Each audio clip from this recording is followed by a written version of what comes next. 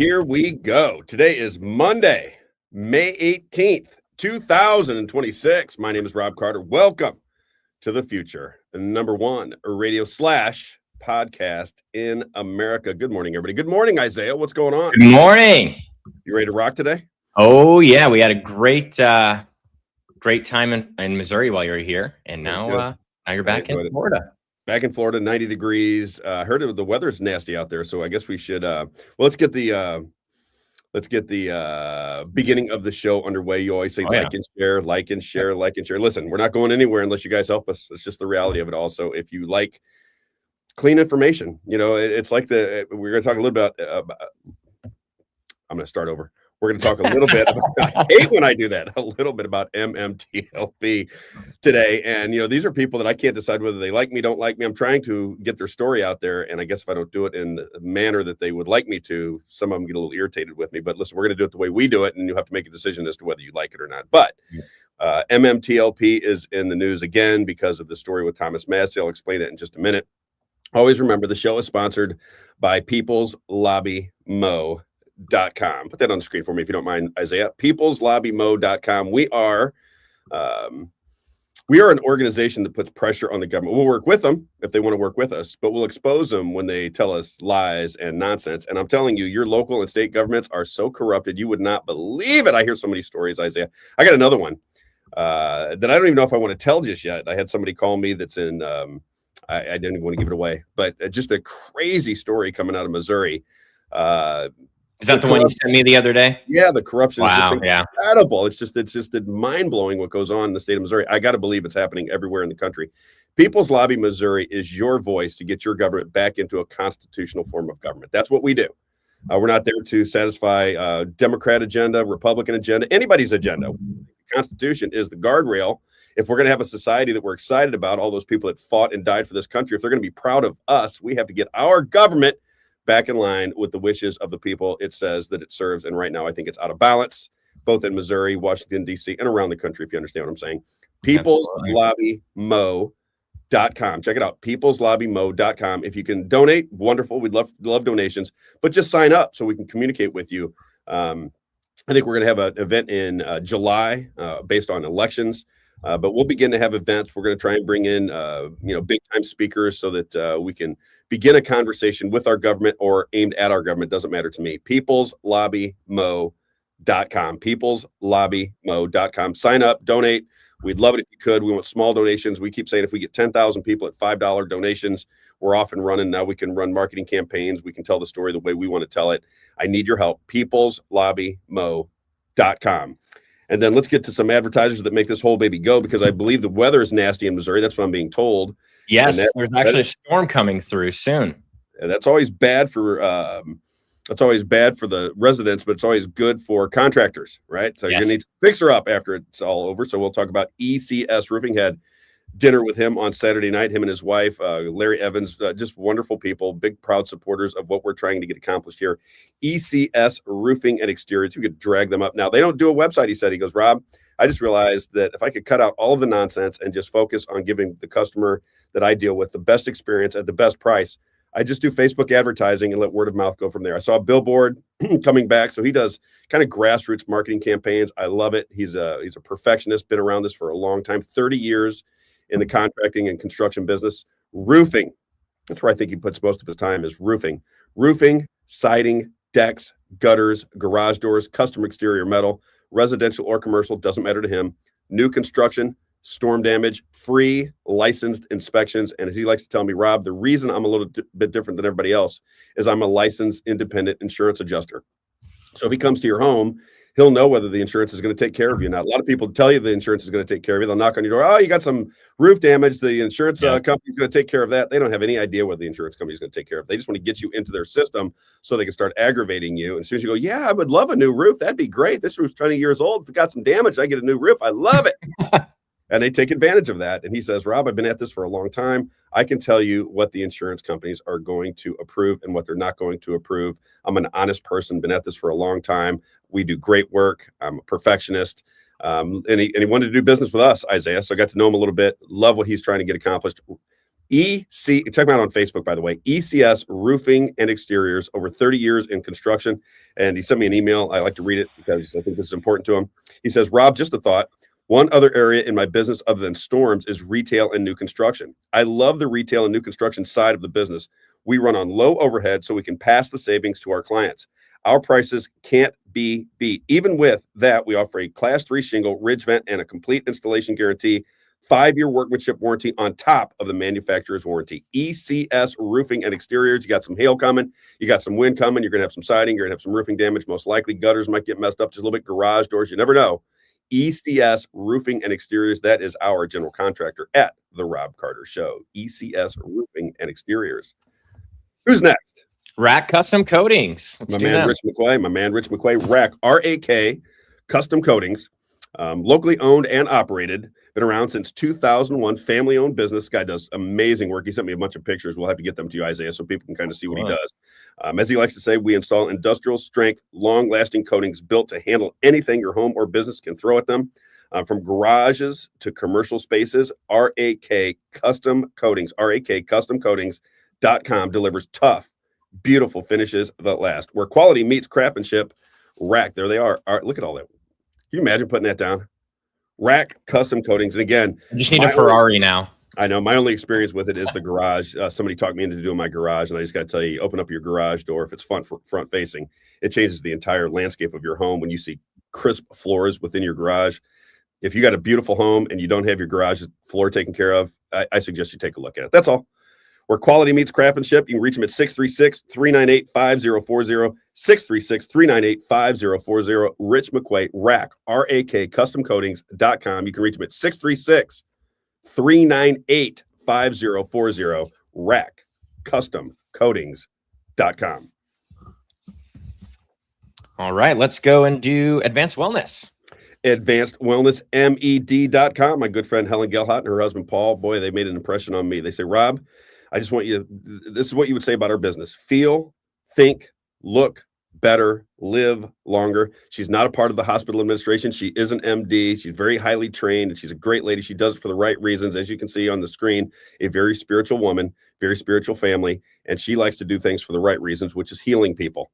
If she was all about money, if she was all about getting into your pocket and getting after your money, she'd do it completely different, because the hospital administrations, once you get into that gig, that's where the money's at. She wants to help people. She does it the right way. Helen Gelhart, AdvancedWellnessMed.com, earliest cancer detection blood test in the business.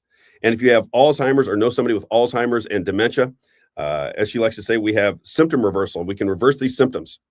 We can reverse them for you. And if you've been involved with anybody that has dementia or Alzheimer's, it gets really tough on the family. It gets very, very tough on the family. If you can reverse that and you haven't gotten in touch with Helen Gelhart, I suggest that you do. Again, you can reach out to her at AdvancedWellnessMed.com. Again, pre-screenings for heart attacks and strokes, cancer control. She will take care of you.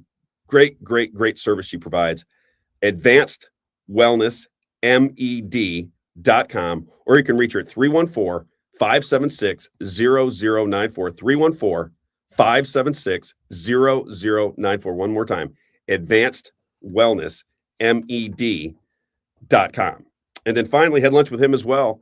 GraceHauling.com, GraceHauling.com. One thing I'll add for Advanced Wellness. You're just jumping right on in there. Go ahead. Yeah, sorry. For Advanced Wellness, I'll just say, because something that you're learning to do, Rob, is to speak to the national audience instead of just the local audience. And so some of our advertisers are more local, but some of them can reach more national audiences. And Dr. Helen Gelhart, even though she's located in St. Louis, she has patients from all over the country that fly in to see her. So you don't have to be here just in St. Louis or in Missouri, even if you want to, reap the benefits of a doctor that's not beholden to these organizations, right? Because that's where we find a lot of the. She says it frees her up to treat people the proper way. She's not stuck within a narrow organization to where if she wants to give you to this particular specialist, it has to be within that framework. And she said, I don't want to do that. If the best specialist is not within my framework, then I'm not doing a service to my patient.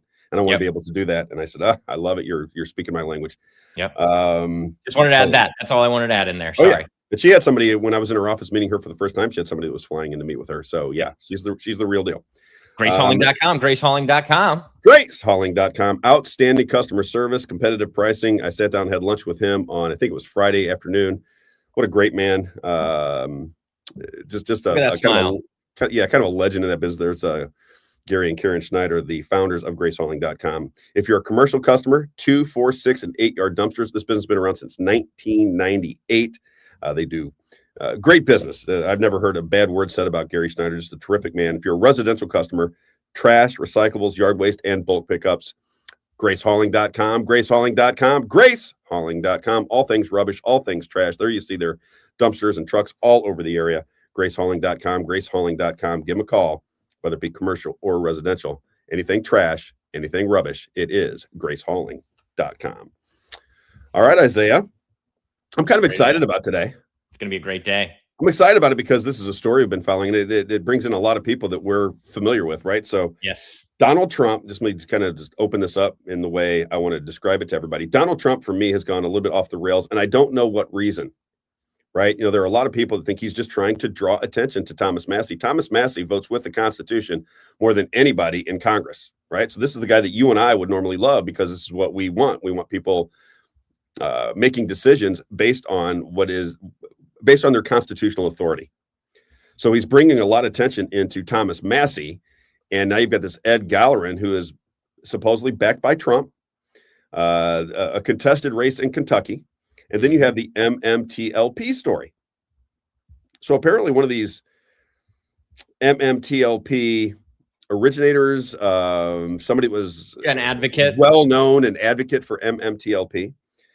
Somehow, some way, and we'll let Anna Trades when she comes on tell us the story, but she got involved with Thomas Massie. And apparently in some form of a relationship, sexual or other. I'm not really sure exactly what's going on, but we're going to find out. And Anna Trades, who is also involved with MMTLP, got to know her, got to spend time with her, I think in Washington, D.C. I'll let her tell the entire story, but knows the relationship between Thomas Massie and this Cynthia West. Now, Cynthia West, if you don't know, like I said, claims to have had a relationship with Thomas Massie after his wife died. And it's big news. This is probably the biggest story in America right now, is this race between Thomas Massie and Ed Gallerin in Kentucky. And it's just, you know, how God works. You know, all of a sudden I'm involved in a story that I'm very interested in because I'm a Thomas Massie fan. Yep. I like Thomas Massie. I like his behavior. I like how he goes about his business. I disagree with all these Trump haters that think just because he's going up against Donald Trump that he is somehow satanic and a horrible person. We just interviewed the Missouri Thomas Massie, Brian Wolfen. Exactly. They vote based on what the constitutional authority is. Now, we got a clip from J.D. Vance. J.D. Vance goes, you know, the reason Thomas Massie is kind of on the outs with Donald Trump is because, you know, when he's doing good things, we like it, but he's always voting against the party. And I thought to myself, yeah, your party sucks. So does the Democrats. Both of those parties suck. So why would and I apologize if that bothers people with the language, but that's the way I feel about it. I think these parties are just absurd.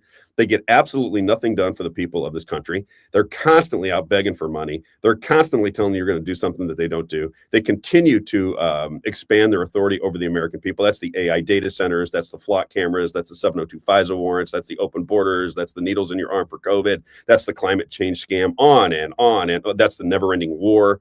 This is our country. This is the country we should be paying attention to. We should always worry about adversaries, but are they adversaries to our government or to our people? Because I don't think these governments around the world are after the American people. They're after the American government because they're not behaving properly, and they're not behaving properly abroad. And you know that because what they're doing internally, you can see it. They're doing it to you, Isaiah. Yeah.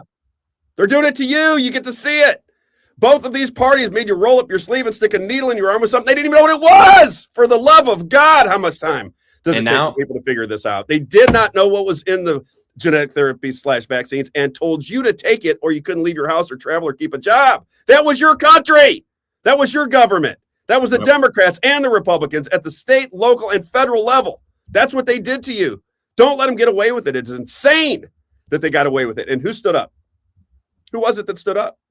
Thomas Massie. Because at the end of the day, you know what this was all about, this COVID con job? You know what it was really all about? It was about control.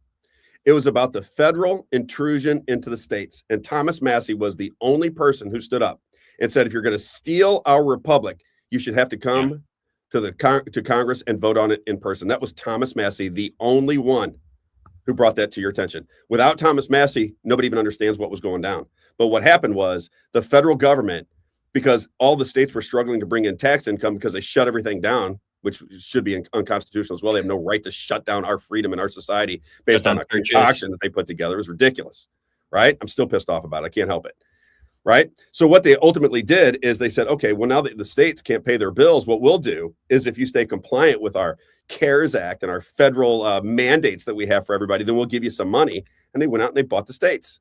Who went and bought them? Just said, how much?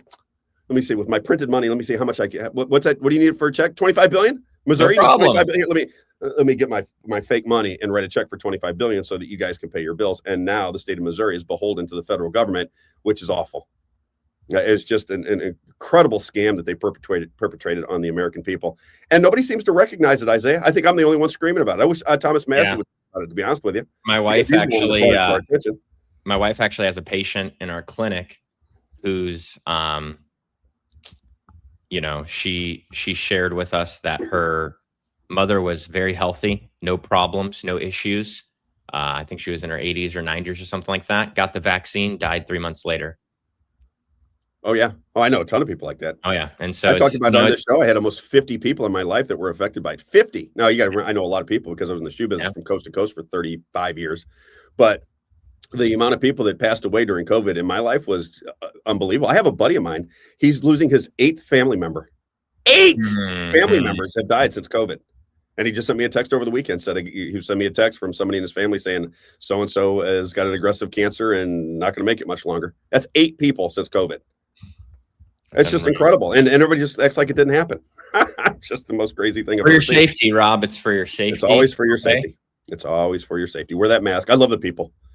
I got to remind everybody, just if you don't think our society can be led by propaganda, I just want you to think about it. If you're still sane, if you're still a sane person, just think about the people that were walking around with 2 and 3 and 4 masks on their face. Just think about what that looked like. They had that big welder's visor, right? So they had the 4 masks, the welder's visor. I got to paint this picture for you because you have to remember what was going on. These are the people that were telling you that you couldn't see your grandparents when they were in nursing homes getting ready to die. You had to touch them through the glass like an insane person, right? All fake. 100% of it fake nonsense. All of it. From the beginning to the end was all fake nonsense. It was a respiratory virus that they could have treated. They didn't treat it because they wanted the fear. They wanted the panic. They wanted the rolling death in cases scoreboard on your television sets. And Thomas Massie, again, the reason they ultimately did it, I've come to realize, is simply because they wanted federal power. That's what they wanted. They wanted the federal government to be able to buy off the states and then have leverage over the states to get things done from the federal level. I give you AI data centers. I give you all kinds. I mean, the whole thing is just federally run. Sickening. Just absolutely sickening. Now, the question is, when it comes to Donald Trump and Thomas Massie, is where does Donald Trump fit in this situation? Is Donald Trump just trying to expose it? Now, the people that love Donald Trump say, Rob, he's playing 5D chess. Even Ed Gallerin just said he's playing 5-dimensional chess. Ed Gallerin just said that. Now, he could be. I'm not dismissing my Trump supporters. I say it every day. I'm not dismissing it. I just don't know that there's any indication that that's happening other than your dreams and your hopes based on what you think Donald Trump is. That's it. That's the only thing you got is your gut feeling. Because Donald Trump, from a fixing problems standpoint, from a structural repair standpoint, hasn't done jack diddly squat. Nothing. Zilcho. Nada. Zero as what he's done structurally to fix this country. And that would be making sure that we fix our elections up, right? Having some kind of immigration policy that says, listen, if you don't come in through a proper method, you're going to be arrested. Okay? He's done nothing about that. He's done nothing about the $40 trillion in debt. Everybody goes, oh, he's got some secret plan to do this. I don't know what it is. If you can explain that secret plan to me, explain what it is. Because right now we're still $40 trillion in debt. And the Federal Reserve, which is unconstitutional, still exists. And all of the promises, what did we play 17 that one day, Isaiah? Yeah. 17 promises that. No, Rob, I voted for this ballroom. Okay. You don't understand. I voted for the ballroom. That was my number one priority. Okay? I voted for the ballroom and to take out Thomas Massie at all costs, and definitely to get into a war with Iran because they have a nuclear weapon and the whole world's going to burn to the ground. Just like North Korea is going to burn to the ground, just like when Pakistan had it was going to burn to the ground, just like Iraq had weapons of mass destruction, just like Libya was a big threat to America when they were trying to take away their nuclear weapons, just like every single lie, just like the Gulf of Tonkin, just like the USS Liberty survivors. Until America recognizes that their government is not their buddy, they're criminals. Remember the guy? They're criminals. I love that guy. Why would you expect the criminals to fix your problem when both sides of the aisle are criminals working together, pointing at each other, going, that side's criminal. No, that side's criminal. No, that side's criminal. When you realize they're all criminal, then it all starts to make sense. Doesn't it, MMTLP? Mm-hmm. Doesn't it start to make sense? So you create your boogeyman, right? Like we always say. A boogeyman. You have to have a boogeyman to make it all work. Let me get into this story real quick, though. I got to slow it all down. Isaiah, you getting worked up already? Yeah, well, I flew in yesterday. A short night's sleep, the whole thing. Got the new cameras, so I'm trying to figure this whole thing out this morning. I'm going to rush. I'm sitting here walking around in my underwear in the morning, trying to drink my coffee, and I'm trying to figure out how to get this camera set up. You left me alone here to set this camera up. What a nightmare that was. Took me an hour or something. It would take a normal person 5 minutes, but I think I got it. You did it all by himself, everyone. We'll get the set all rolling. Right now, it's just we need some good job Robs in the chat for him. Right. And oh, by the way, before I get into Anna Trades, Cynthia West, Thomas Massie, Lauren Boebert, Laura Loomer, Ed Gallerin, Donald Trump, there's all of these people are involved in this story. Before I get into it, I just want to remind everybody of what was told to me when I was in St. Louis. Now, when I go back to St. Louis, this is the family. All right. These are the friends that tell you not necessarily what you want to hear, but the truth. And I said to a buddy of mine, I said, a couple of people, I said, what can I do better? I want to get better at what I'm doing. You don't need to tell me I'm great. Just tell me what I need to do better. Because most people they know that you're narcissistic and they know that you want to hear good things about yourself. You want to hear how great you are. Okay. Exactly. I want to hear how great I am. So tell me how great I am. And I want to hear what I'm doing wrong and how I can get better. That's my nature. I coached for a living. So, that's not for a living, but I coached. And you're in sales. That's what we're many just, years. Yes. I don't need criticism so we can get better. I want the criticism to make myself exactly. I gotta be the number one radio and podcast person on the planet. I gotta get better. And people said, Rob, you got to communicate with the audience differently. There are people on Rumble that are constantly communicating, and you get caught up like you did in the radio, and you just get caught up in what you have to say, but you're not responding to people. People want to know that you're hearing them out, that you're paying attention to what they have to say. So we'll do a better job of that, I promise you. Now, on my screen, it is a little bit hard for me to see, and that's sometimes why I don't respond to it. There's two separate spots on my screen where I can see people commenting, and I generally go to the one I can see because I would have to wear glasses to see the other one, and you got to see these pretty eyes. Once we get a studio set up, right? When we get a studio set up, we're right over Isaiah. He wasn't even paying attention. Yeah, we're gonna have some big monitors for you. That way you can see everything. Do you hear me? Yeah. I said I can't wear glasses because I have to. The pretty eyes got to shine. You know what I mean? We'll get you some big old monitors. Can't mess with those up. Yeah. Then we'll be able to see everything. Amen. Yes, so that's a fact, Jack. Someone just said in the chat. I got to communicate with the audience better. I've got to. You tell me that I've got to quit thinking of myself as a radio person, right? Because at the end of the day, I really want to get into reporting and broadcasting. I was somebody who went to school who loved sports broadcasting. Jack Buck, Dan Kelly, Jay Randolph. There was a ton of Bob Costas, Vince Scully. I love those guys. I just grew up listening to baseball on the radio. Wanted to do that. Wanted to do that or be a reporter where I could be where the action was at. So that's where my heart is at. Now it's a visual presentation because most people are watching it on YouTube or they're watching it on Rumble or they're watching it on X or Facebook or Spotify. Where the hell they're watching that, I don't know. Wherever they're watching it at. Now I actually have to put on a shirt. I have to look like somewhat decent when I get behind the screen. And I've got to learn how to talk directly into a camera and make it feel like I'm talking to you directly. So that's a skill that I got to get better at, right? And people say I look down too much. I think that's probably going to be the way it is because that's where all of my information is at. So I have to do it. But those two things, connect with the audience because it's a visual format now. Make sure I communicate on X, on Rumble, on YouTube, on Facebook, wherever people are commenting. Got to make sure that I'm responding to them so they know they're involved in the situation. And by the way, I love you guys for paying attention to what we're doing. I love it. I cannot believe we were talking about this morning with Isaiah. I cannot believe how fast this happened. I just can't get over it. I can't believe that with no intention of starting a podcast, like I said, it was in the back of my head. If I got plan B always in the back of your head, so you know what you'd have to do. But we put this all together in 5 days? Mm-hmm. 5 days or 4 days? I think it was on a Thursday we started, right? So Thursday, Friday, Saturday, Sunday. Really, it was 2 days. It was conversations over the phone of a couple of days of, hey, let's make this happen. Let's get with a buddy of mine who's in high production, works on YouTube channels and things like that. We got on a phone call with him. And then it was just 2 days of setting up the production. We did that test stream that one day, and then the next day, I think it was maybe 2 days later, we were live after that test broadcast that we did. And nobody knew where we're at. Still, we built an audience on radio. I even started Facebook late today. That was my bad. Sorry, guys. I'm on radio. I leave radio right in the middle of a show, And, I don't think that 90% of the audience has any idea where I'm at, right? And wouldn't you guess that's probably true? So when that audience starts to find out once we start to advertise the show. I loved at the live event, the question in the audience was, why aren't you on the radio anymore?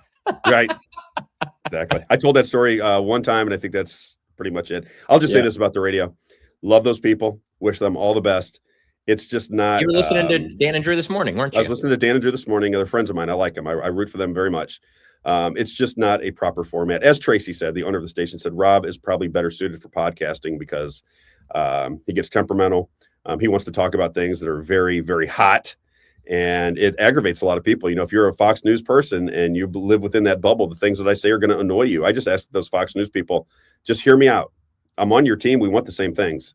I just think you're being misled by Fox News. And I think it's dangerous to listen to an organization that is purposely there to sell you war.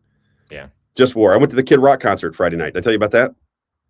I knew you went. I was wondering how you felt about it. The concert was great. Kid Rock is incredibly talented. I think it's the fourth time I've seen him. I like really good musicians. He played the drums. He's got a very powerful voice, just fantastic voice. He played the guitar. Great on guitar. He played the piano. He did the little mixing with the back in the rap days where you play the what do they call it? Spinning records. I don't know what they call it. Yeah, like a DJ booth kind of thing. DJ kind of stuff. Then he orchestrated the band at the very end. I mean, he's a very talented musician.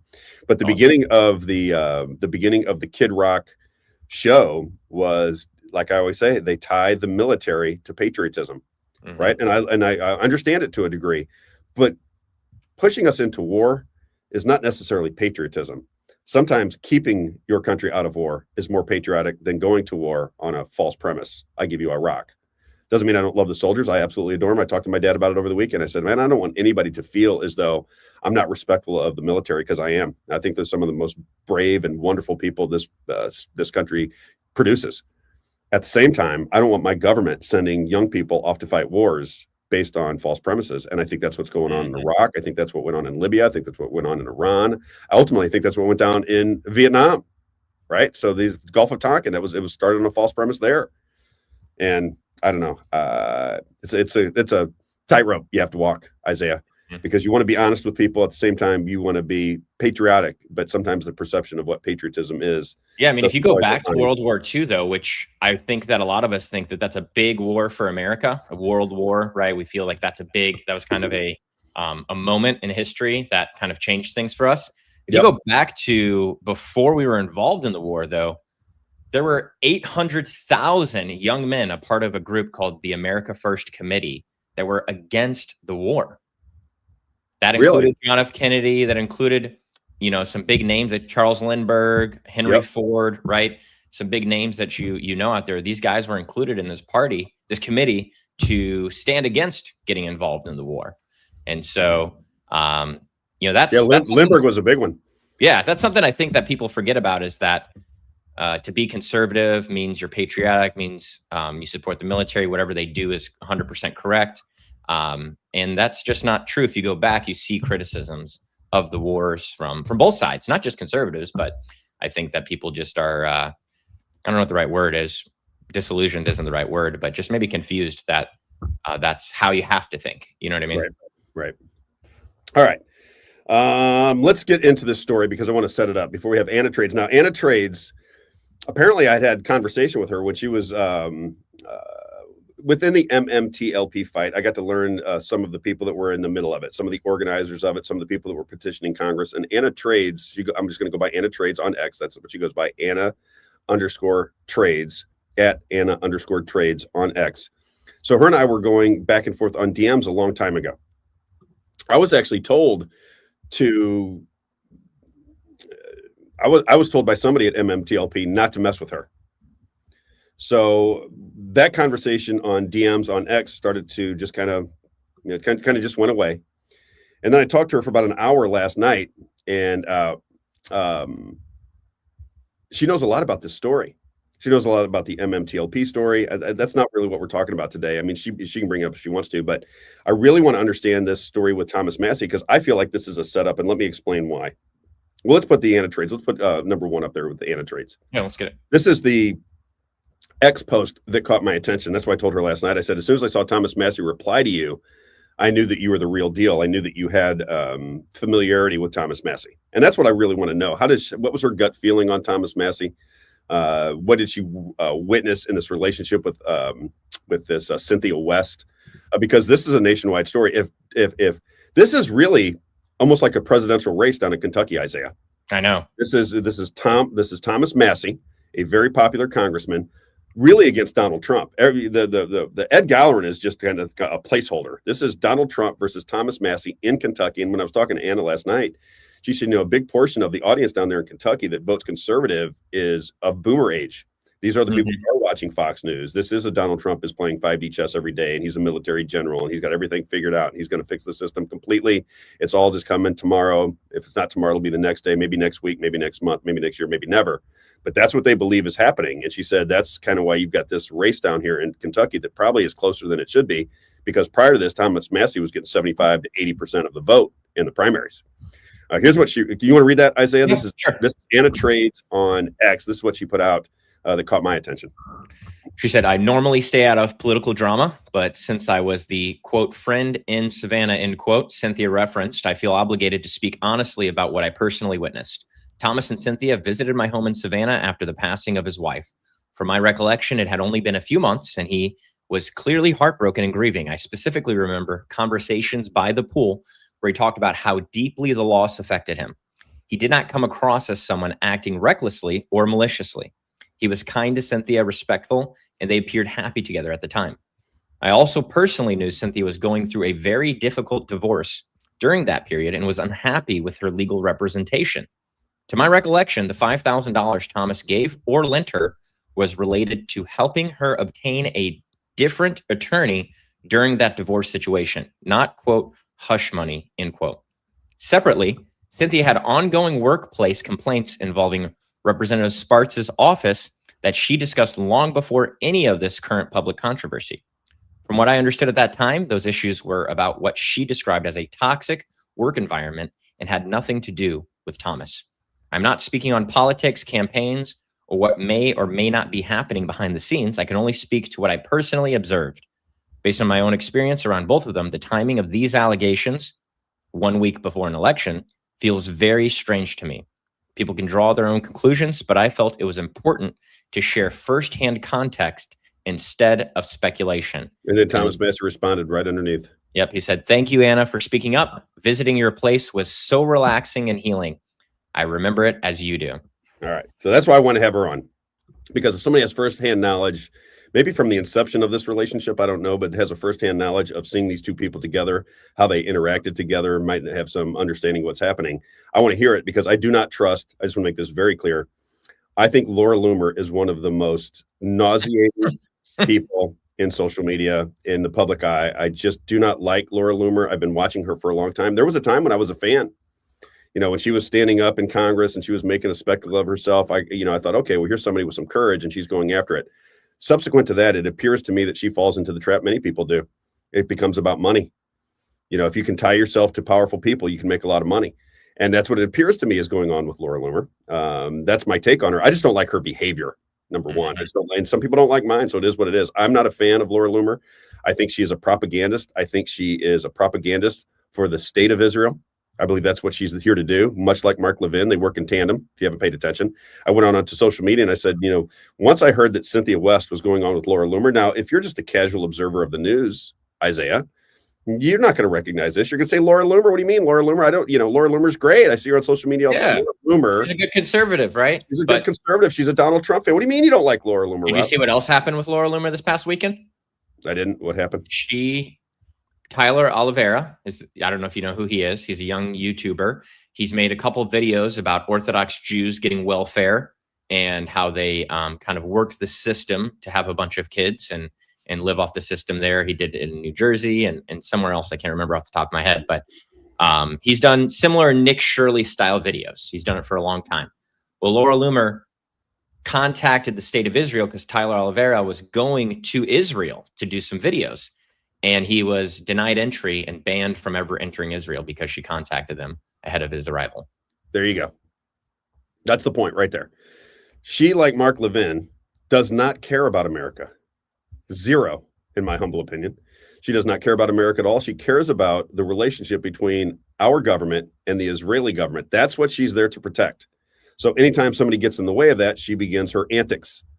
I don't believe anything that she says. And the fact that Cynthia West is going on with Laura Loomer, for me, tells me all I need to know. Now, it might not for some people in the MMTLP community. They want to believe in Cynthia West. She was on their team. She's a good person. They got to know her. She was fighting in the same battle. She's fighting the same fight. I get it. I'm not mad at you. I'm just saying, I think she's now in the handler game.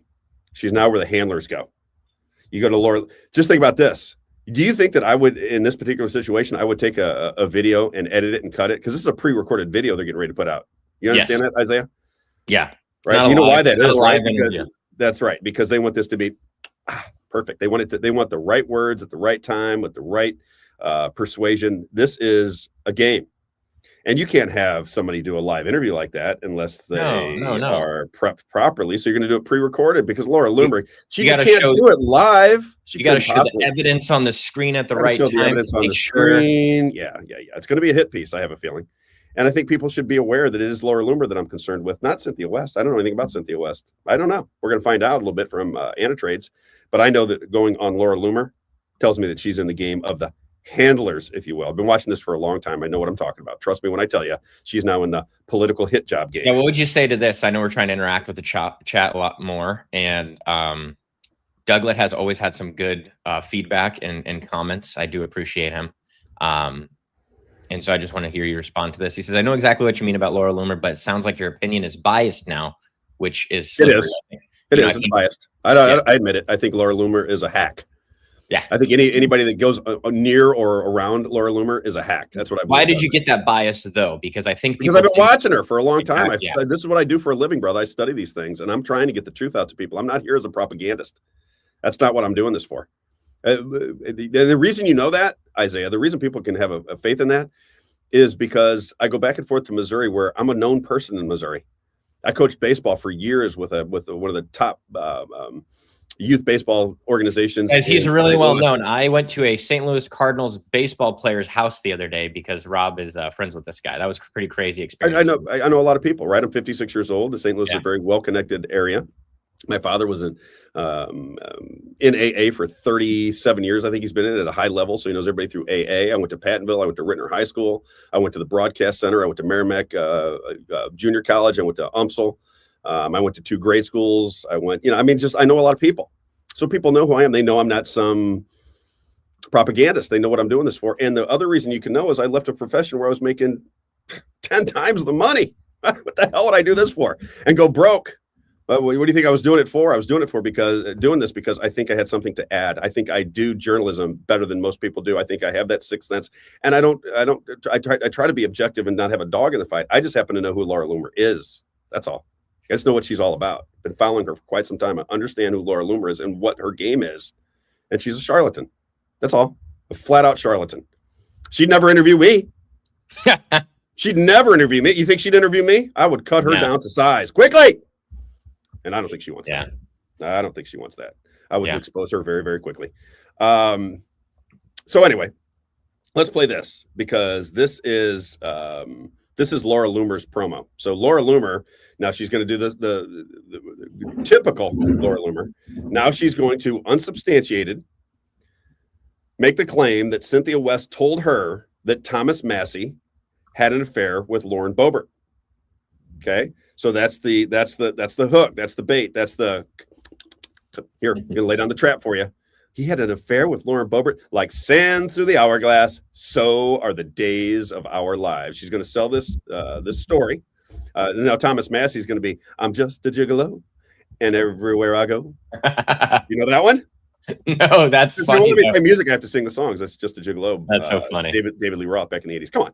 Anyway, I guess he's the big stud now in Congress because he was supposedly messing around with Lauren Boebert, who's now there campaigning with him in Kentucky. You know, it's just going to be salacious and nonsensical. But here's what she had to say. This is the promo for Laura Loomer, and I hope everybody watches it and gets the information and looks at it through the proper lens. But here is Laura Loomer talking about her upcoming released interview with Cynthia West. Check this out.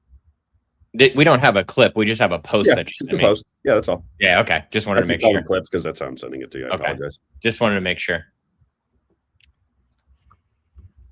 This one right here, right? Yep. Perfect. I just finished my 2-hour-long exclusive interview with Cynthia West at Syntaxed007, the woman who is accused Congressman Massie of emotional abuse and sexual impropriety. She told me during the interview that while she was dating Thomas Massie, he told her that he had sex with Lauren Boebert within weeks after his wife passing away. Boebert spent the weekend campaigning for Massie in Kentucky. Now we know why.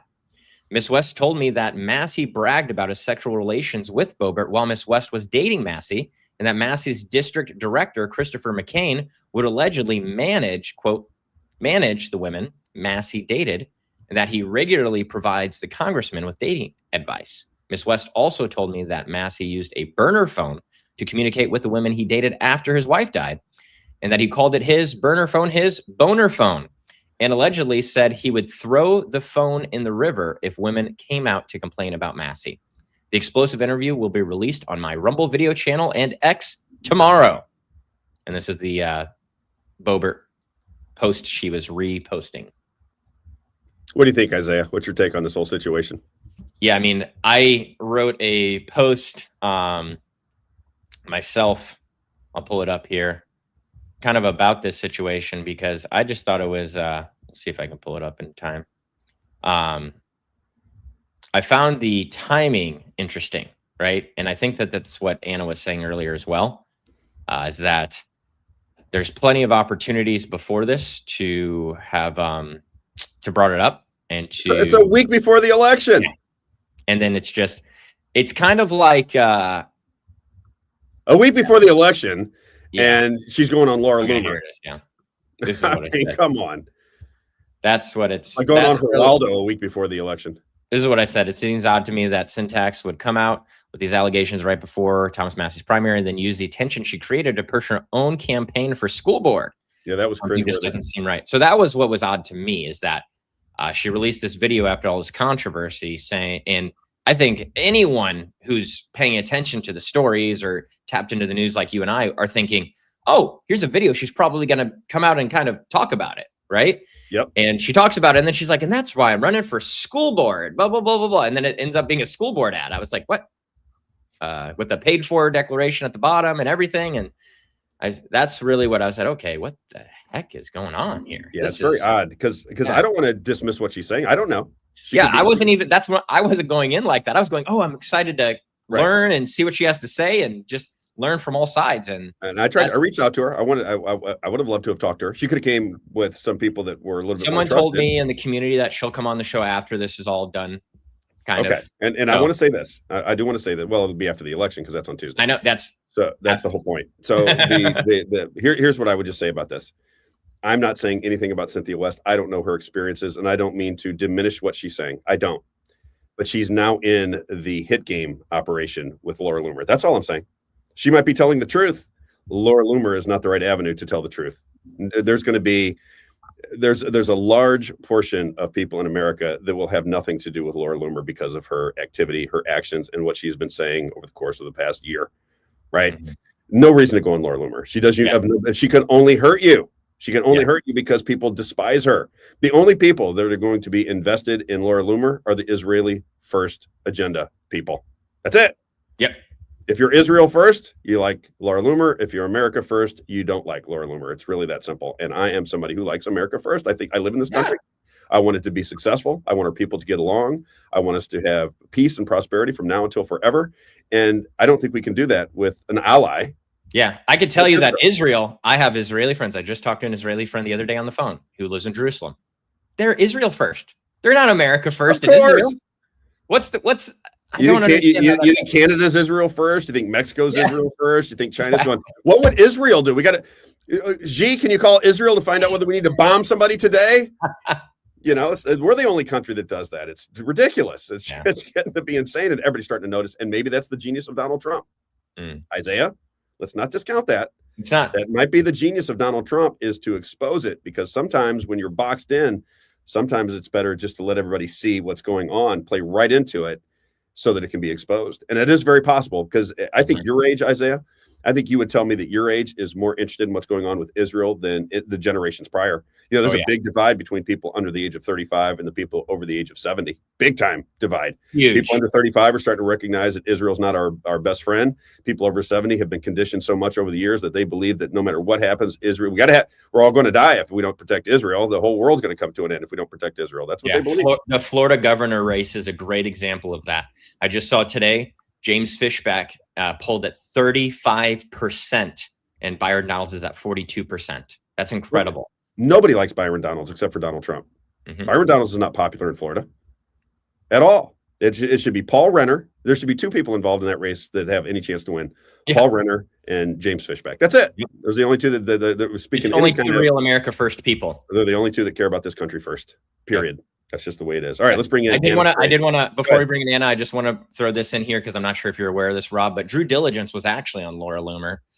He was interviewed on Laura Loomer, and he is posting that he agrees with us 100% around around this kind of, I would just say, our impression. We don't want to say this is how it is. We're not prescribing this is the exact story and how it's laid out, but this is our impression of just being involved in the MMTLP community, learning about that, seeing the story come out right before the primaries, which Douglas just chimed in and he said this, there's no time except for now, and say, hey, I get it. Yeah, if there is, you do want to get it out eventually if it is something that's true. But, people that you could have had an interview with that story breaking, you could have had an interview with just about anybody. Laura Loomer would be my she could have been on Fox News. Exactly. All right, let's get a couple advertisers in before we bring her on. Let's do it. Moe's Pizza. You want to do Moe's? All right, Moe's Pizza when it's lunchtime. I tried to be more prepared today, so I actually wrote out a list of we're getting better. We're getting better. Moe's Pizza in Washington, Missouri, a landmark in Washington, Missouri. My man, Mike Johns, what a great establishment he has out there in Washington, Missouri. If you have any kind of get-together, he really prides himself on putting events together for people. So if someone can actually help us, we need a graphic. Mike just texted me. They want to start promoting the show inside of the restaurant. They have a bunch of advertising TVs. We need to help people. We need a graphic to promote the Rob Carter show. A 16:9 graphic or 1920 by 1080 pixels, if you're familiar with that. So I know there's a lot of people on here that design stuff all the time for us and just send us fun stuff. But seriously, we need a graphic that promotes the Rob Carter show, the places that it streams, which is X, Rumble, YouTube, and Facebook. Spotify. And Spotify too. And we're live at 9 a.m. Central Time, Monday through Friday. So if anyone can help us with that, we'd really appreciate that. I didn't tell you about that, Rob, because Mike had texted me the other day, but I just thought it was a great opportunity to talk about it now. Well, I love his business. They've been very supportive of me from the very beginning. Moe's Pizza, delicious pizza and salad bar whenever it's lunchtime, except for Monday. They're closed on Mondays, but every other day of the week when it's lunchtime and you're near Washington, Missouri, get out to Moe's Pizza. And if you have any kind of event, birthday parties, anniversaries, political meetings, or Bible studies, any kind of get together, they treat you like family. Great family environment. Pizza and salad bar. That sounds good. Chicken wings, sandwiches, ice cream. They got it all for you. But more than anything, you're going to feel like family when you go there. It's one of those old style establishments. Great people. There they are right there on the screen there. That's Mike and Brenda Johns. Just really, really good people. I hope we take care of them. Every time I go there, it's packed, so I assume they're doing okay. Moe's Pizza, a landmark in Washington, Missouri. What's that? Our event was really packed. Yeah, did you see the picture one of our friends took? Yeah. With all the cars packed. It was fantastic. And they got a huge parking lot, and we were overflowing into the streets. It was fantastic. Moe's Pizza at the corner of Grand and 5th in Washington, Missouri. God owns the place. He just works there. Moe's Pizza. Get there. If you guys don't know, for anyone who's not in Missouri, Rob's got a pizza named after him there. Bacon and mushroom. Yeah. The Rob Carter. What am I going to do? I like bacon and mushroom. Jones Water? JonesWater.com, JonesWater.com, 636-899-1040. And again, he's been with me from the very beginning. Heard me on the radio, called up, wanted to advertise with me. We've been acquaintances, then we became friends. I absolutely love his family.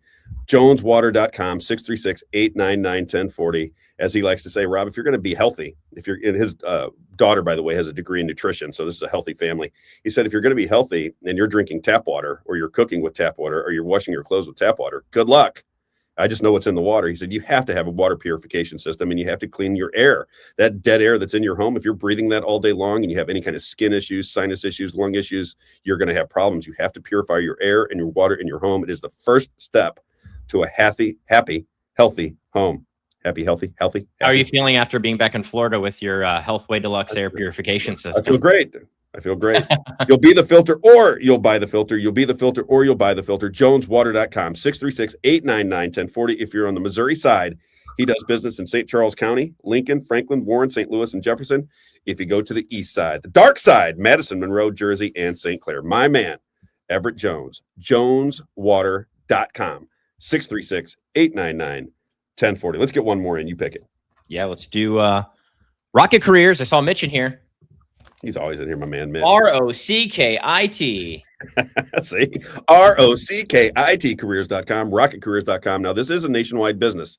So anywhere in the country, if you're out of work, hate your job, freaking out because the bills are coming due, and you either just don't want to spend another day at this job, and or you're just out of work and you're starting to panic because money's getting tight, lean on rocketcareers.com, ROCKIT careers.com. Talent recruiting. If you're a job seeker, they'll take care of you. Outplacement services, and it's cost effective for businesses as well. So if you have a small to medium sized business, HR does not get the job done. You keep getting these slubs before you that just do not want to be in your business. They're just a placeholder, and you're tired of turning them over because it's exhausting and expensive. Lean on rocketcareers.com. They'll get the right people before you so that your business improves because you have good people surrounding you. Rocketcareers.com, ROCKIT careers.com, 636-778-2419, 636-778-2419. All right. Now then, let's bring in Anna. Let's do it. Now you got to, I think she wants just volume. So yes, she is. There she is. We can hear her now. So hey, Anna, what's going on? Good morning. Just was waiting in the waiting room. Yeah, you're in our green room, our electronic green room.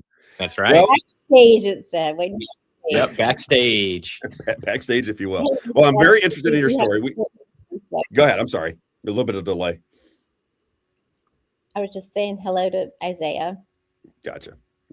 I want to get into the story because I'm fascinated by it. We have a background together. I didn't realize that when I saw your post and Thomas Massie responded to it. I thought, God, she sounds familiar. Did I have any contact with her? I went back through my DMs and found that you and I had been communicating. I was told to steer away from you by somebody. I talked about that with you a little bit last night. But you were you were putting up pictures. So as I started following you, you were in Congress. You were petitioning people within our government to get something done for the MMTLP, that whole situation. And somehow, some way, you got lined up with this Cynthia West and Thomas Massie. I'll let you just begin the story of how that all came about. We can get into whatever you want to talk about, but I really want to understand your take on this relationship, because I think that she's now with the handlers. I've been telling the audience that prior. When you get into Laura Loomer, I guess she's going to go on Mark Levin next. I'm not really sure how this is going to play out, but that is the handler situation that she's in, which makes me very skeptical of where this is heading. You're kind of.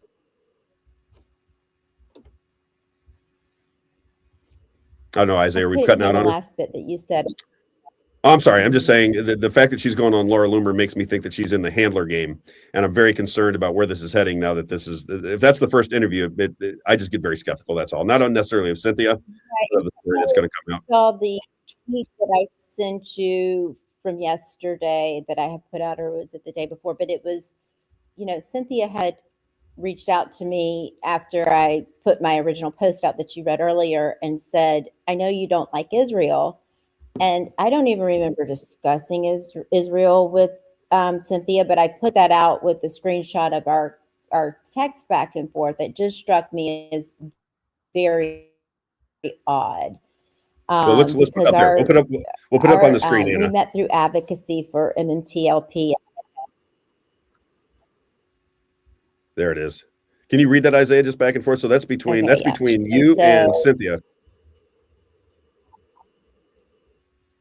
And it just starts at the lower part because this is Wednesday. The other's from December up above. So Wednesday would have been, why did you say he gave me $5,000 for a lawyer? I paid for my lawyer before I even knew him. And I didn't say he gave her, I said he gave her $5,000 for a new lawyer in my post. And that was my understanding. He offered to help her because she was complaining that her husband was abusive.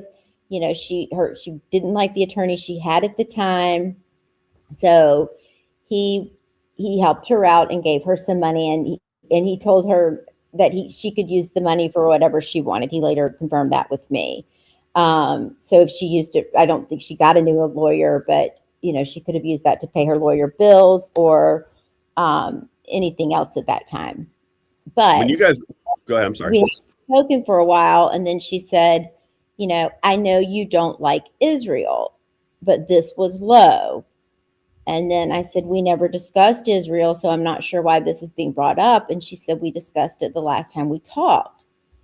That would have been probably back in December that we would have talked. So I don't even remember having that conversation with her about Israel, but my post had nothing to do with Israel. So this just struck me as strange.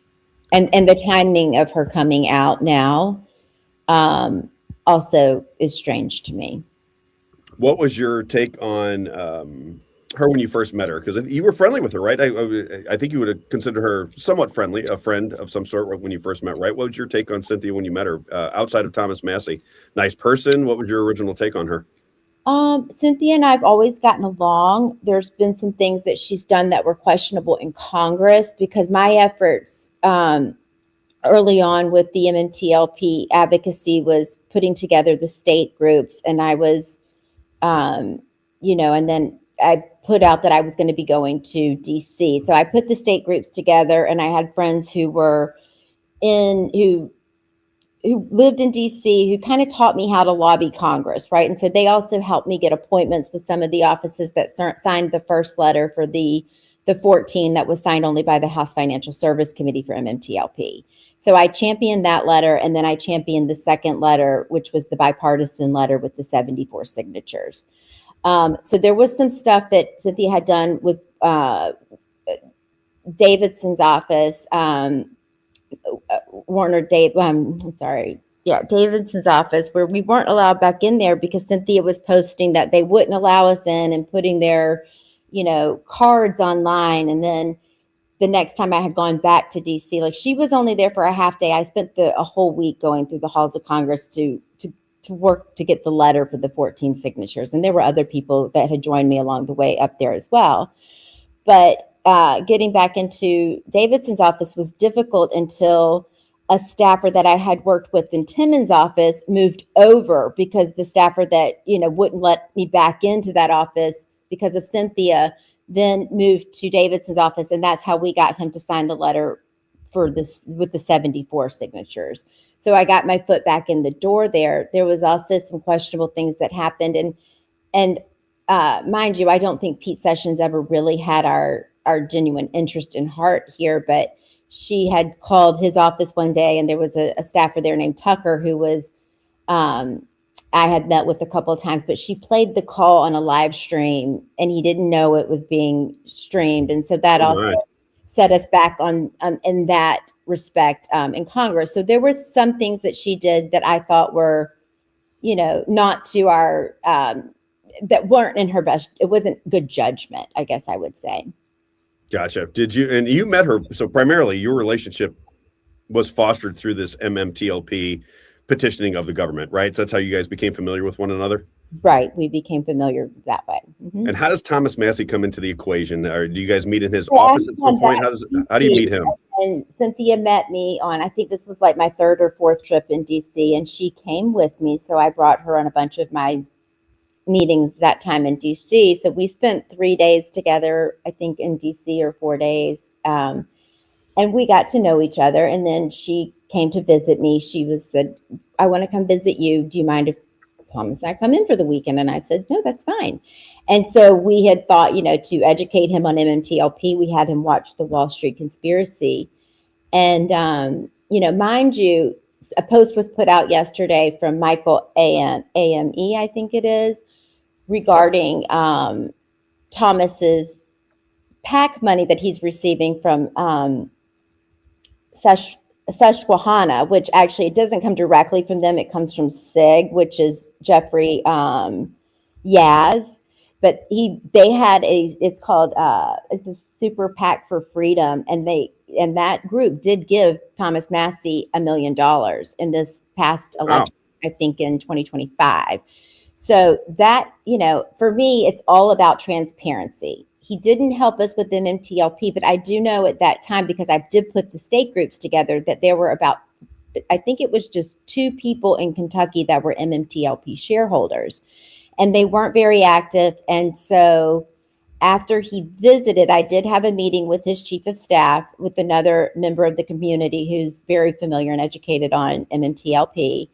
And so his office was very much aware of it, but the open letter had already come out. So Michael AME's post was saying, why didn't he sign the open letter? Well, that open letter came in December of 2023, and they didn't start dating until months later. And I don't know how. He wasn't very aware of MMTLP at that point, but I do think it would have been difficult for him to put forth a statement or anything at that point because of his relationship with Cynthia. When you were watching the Wall Street movie, is this in DC, or is this all taking place in DC? This is all taking place at my home in Savannah. At your home in Savannah. So he comes from DC down to Savannah. You guys are hanging out there, you're watching TV and just kind of getting some chill time. Is that what I understand? I wanted him to watch that film, and we watched half of it in the evening, and then the next half we watched in the morning because it got late. And they were here for a couple nights, but he started to understand it because he knew Patrick Byrne, so he perked up when that came on. But I think it's such a complicated issue, and that's when you had reached out to me before, was because of my research on FINRA. Yep. My research shows them to be the largest dark pool operator in America. So I think that, when we're calling out the SEC, I believe they're in, basically FINRA writes the rules and regulations, and the SEC will approve them. Yeah, we talked about that last night. I agree completely. And I don't know nearly enough about it, but just common sense would tell you, if you start to investigate these things, that's what's going on. There's a collaboration going on at the top, and retail investors sometimes get caught up in the spokes. When you were hanging with Thomas Massie, give us a sense of what kind of person he is, because right now he's all the talk, right? Nationwide, people are talking about Thomas Massie because Donald Trump has been very critical of Thomas Massie, yet Thomas Massie is beloved by many who see themselves as libertarians, truth seekers. They like Thomas Massie. As a person, did you find him to be normal? Did you see his very normal guy? Very normal guy. Very, it was interesting because I think I told you last night, I had always voted as a Democrat. I was very much, watching the CNN. And then when this happened with the halt of MMTLP and them, freezing shareholders' money and basically robbing from us and then bankrupting Metamaterials, I think that this was very much a, inside job, and they knew that this was going to happen, and they misled him. Not Metamaterials, George misleading investors, but basically the market makers. And Susquehanna was also a market maker for Torchlight, which became MMTLP early on. So that was, but I think that, I'm sorry, could you repeat your question? Because that's an interesting story. So I'm curious about this whole thing about Susquehanna, and then I lost my thought. Let's go back to Susquehanna, because let's just move on to that, because I'm now starting to understand. So he was Susquehanna guy, and but I started to understand. So I voted for Trump, right? And I feel like I have been sold a bag of goods on the Trump, because he was promising us no wars, and transparency with the Epstein files. And so for me, he has not upheld any of the promises that I voted for him on. And I also thought, because his stock was being heavily manipulated, DJT, and I had a lot of, I've turned my investigation over to the DOJ, the FBI, the SEC. I filed whistleblowers with my research that I spent over a year developing, because I've read manuals about FINRA and how they're doing it's basically how they write the rules and regulations and then I also found their hedge fund, that in their tax returns. So it was, they're offshoring money into these Cayman Island accounts, and so that was part of my whistleblower report that I put out. I guess it was maybe a year and a half ago that I sent all this out, but I realized, basically, that it is a swamp GC. And so he, to me, represents one of the few politicians that is not in that category, along with like Ro Khanna. And, so I think that it's on both sides, that it's the politicians are bought and paid for. If it's by AIPAC, if it's by Wall Street, there needs to be held accountability. If it's big pharma, if it's AI, whatever it is, we don't have the representation anymore. We're being run by corporations, or our voices are being shut down by the corporations. And then Citizens United, like I met a brilliant person throughout this who I trust very much, who educated me on Citizens United and that ruling in 2010. That's right. And basically, and I'd even thought to reach out to John Ossoff because he's been speaking about that recently. But an investor in this, his name's Odysseus on Twitter, he actually said, we could, if they could re-identify what a corporation is, it's not a person, right? It doesn't have a death, it doesn't have a birth date or a definite death date. People, individuals, if we re-identify what an individual is, so that ruling allows corporations to basically donate as an individual, but they're not. They can amass trillions of dollars where we as individuals cannot. So they silence our voices. I think it changed the country forever. It's never been the same since they don't have to change that ruling. They could just change the definition of what an individual is, and that would limit how much these corporations could donate. All right.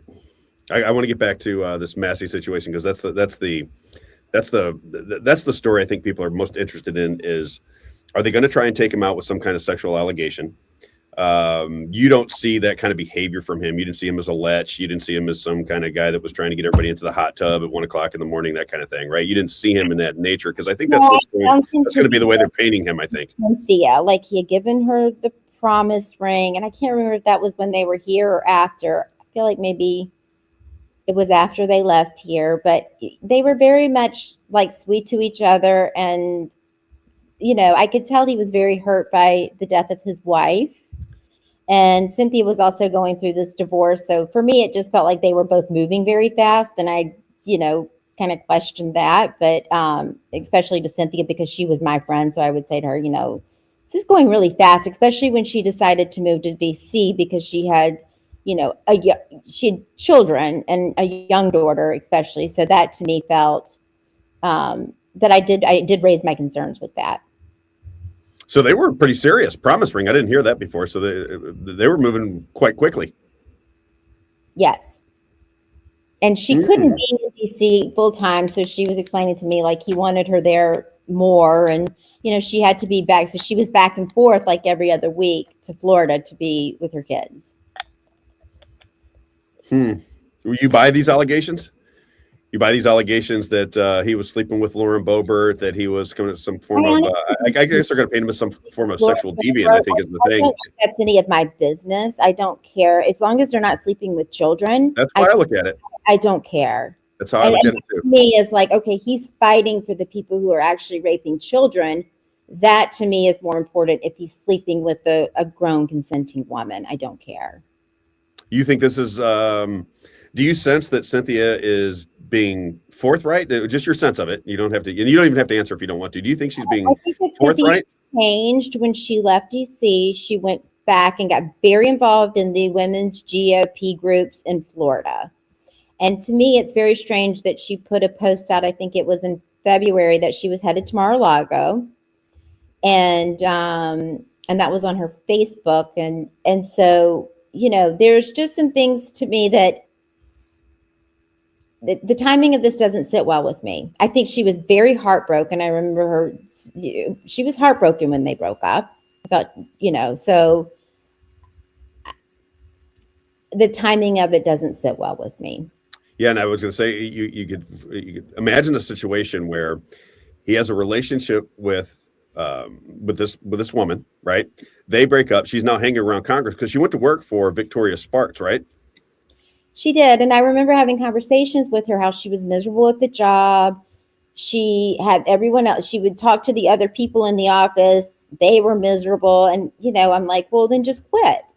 And she's like, no, I think this needs to be escalated. And there's things here that need to, and then she had talked to me about that and going to the ethics committee. But and to me, it just, the timing of all of this is because the relationship was almost a year and a half ago. It doesn't make sense that it's coming out a week before, and she's going on Laura Loomer the night before the election. And then that gives him no time to actually counteract anything that she's going to say. So to me, it's, I felt the need to speak up because honestly, his opponent is pushing wars. And I have an 18-year-old son, and over my dead body will they send him to go fight for a foreign war. I think more people need to wake up. In December of 2026, I believe that Congress has passed that our kids can be drafted, and his opponent is very much for the draft. Yeah, speaking out. Yeah, well, it basically says, I think we need a draft. Ed Gallerin from Kentucky is saying we need a draft in America. Again. Yeah, he's never done it. Crazy. Last couple questions for you. Let's get into the money situation. Are you familiar with it? Because she basically, it appears to me that they're trying to imply that that Thomas Massie gave her $5,000, gave Miss Cynthia West $5,000 to kind of hush her up. You, I think, have a different version of that story, if I'm correct. Yeah, I definitely have a different version of it because he gave her money, and that money came to her before she was even in DC, was to help her get, like I said, it was to help her get on her feet because her husband had cut her off. So it wasn't money that was because he didn't want her to come out against Sparks. It was to help her with her finances because her husband had cut her off, except for he gave her a credit card, but he wasn't helping her in any other way, or he paid her credit card bill. So he's being nice, and now it's being spun that he was trying to buy her silence. Yeah, I mean, he even flew down or drove down to change her locks when her husband was being abusive. And I know her husband came after him on Twitter, like saying that he was, stealing a married woman's wife and talking about her body parts and SCA. Really? All of this. Yeah. So he was harassing him. And there was actually, I think he put a restraining order against the husband. So that was all happening at the same time. So he was actually trying to protect her from the ex-husband. And now it's being spun that, he was abusive to her. And also like sexual impropriety, like what does that mean? Like you have differences of what you want in the bedroom. Well, then break up. It's a boundary. You don't want to do something that he does, whatever. I don't know because that's none of my business, but the timing of this is weird. The fact that, if you break, relationships can be difficult, but if you break up, you just break up in peace and you try to like say nice things about the other person and move on and then learn from the relationship. Yeah, that's where I'm at. I think this is political. It's, and I don't want to be dismissive of whatever Cynthia West has to say. I don't want to be, and I'm uncomfortable doing that because if she was mistreated, if there was something going on behind the scenes that was nefarious, I don't want to trample that story. But common sense would tell you that, a week before a very hotly contested election, you have a woman that's already sending you text messages saying you're pro-Israel. Then she goes on with Laura Loomer, she is Israel first. You can start to see how this game is starting to play. And then Ed Gallerin, who I call Elmer Fudd. I mean, if anybody's following Ed Gallerin, it's just insane that this guy could be, anybody would be voting for Ed Gallerin. It's just insane. Yeah. And then you got Thomas Massie, who's a very accomplished guy with a big fan base, not just in Kentucky, but around the country. And it feels like they are trying to drive attention to Kentucky with Ed Gallerin and Thomas Massie, led by Donald Trump putting a spotlight on it. So I think this is going to be very indicative of what's going to happen in the midterms, how everything's going to play out is going to be this race in Kentucky. And they want a spotlight on it. That's why I'm very concerned about this Laura Loomer piece that she's doing with your friend Cynthia West. Also the interview. Very crazy timing. Sorry, I don't mean to cut you off, but the interview he did was with an opponent that lost to him. So and then it was like three people there tied together that had all raced against him that were putting out the commentary that she put out. So to me, it just stinks to high heaven. I don't know. Like, I feel like there's something here that doesn't add up. And like I said, I've always been friends with Cynthia. I think she has poor judgment on some things, and I think this is one of them. Yeah, I kind of feel the same way. But I got in the middle of this situation with MMTLP, so I've been watching just the back and forth. There's multiple different shades to it. You and I talked about last night. It's almost like there's so much of a difference of opinion. It almost feels a little bit orchestrated, so that you never get anything done. Do you think there will be a resolution to MMTLP? You've been at this for a long time. You've been in the halls of Congress. You got a sense of the courts. You got a sense of the politicians. You got a sense of the entire story. What do you think ultimately is going to happen? Are these people going to get restitution for this? What I think was. To me, this looks like a criminal activity to me, but what do I know? What's your take on whether there'll be restitution or not? Well, I mean, none of what's going on around the Massie Cynthia thing is going to stop me, and I think many other shareholders, from fighting for transparency for MMTLP and MMAT. And I think we're very lucky to have George Palikaris and the trustees, who are speaking up and fighting back for us. So I'm very hopeful on the situation. I think the courts are going to be where that's won. I hope you're right on the courts. All right. Well, I'm curious what you think about the letter that's supposedly on the president's desk. Anna, any thoughts on that? We hear a lot about the letter and how that's going to be. I know nothing about the letter because, like I said, I took a big step back. People were not pleased when I did a lawsuit for MMTLP against TradeStation and the attorney that I had hired. So I took a step back at that time, and I did focus on my research for, like I said, over a year. And I've got hundreds of reports on these trading venues and market centers that FINRA is owning and operating, and they make money on. But I hope that the letter gets signed. I don't know. Maybe that was why Cynthia was going to Mar-a-Lago. Maybe she championed the letter. I don't know.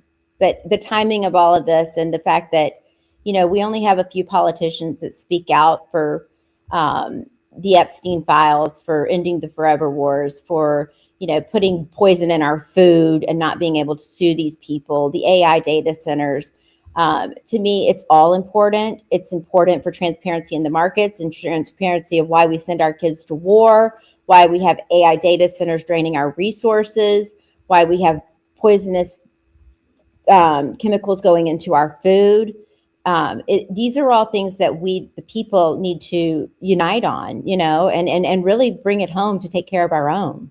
Amen to that. Any help you need or can give us, we're doing the same thing. We're trying to, and I'll let you go. I promised a half an hour. We are trying to do the exact same thing, Anna. We're trying to get a community of people that say, wait a minute, we're just not going to buy into the narratives. You cannot continue to create these narratives for us where we're constantly fighting with one another, Democrat versus Republican, left versus right, liberal versus conservative, in perpetuity as our country begins to strip away our freedoms and strip away our liberties. We have to band together. You got to get to work.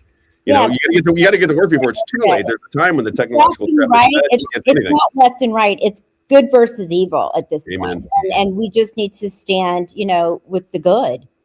And that's it. Fight for transparency. Amen to that. Anna _. Due Diligence has a quick question before you go here, because I think he's just curious about this. I have seen other people ask about this.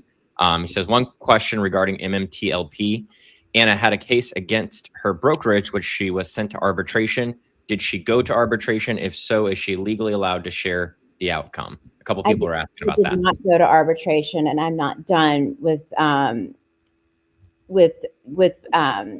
fighting for transparency. But I do not see the reason to go to arbitration with FINRA when I feel that they are the largest dark pool operators in America. And and the problem with MMTLP is also that at the same time we were lobbying Congress, we had lobbyists for Wall Street coming in right behind us. James Angel was the one that was educating. James Angel is a professor at Georgetown he runs the FINRA program.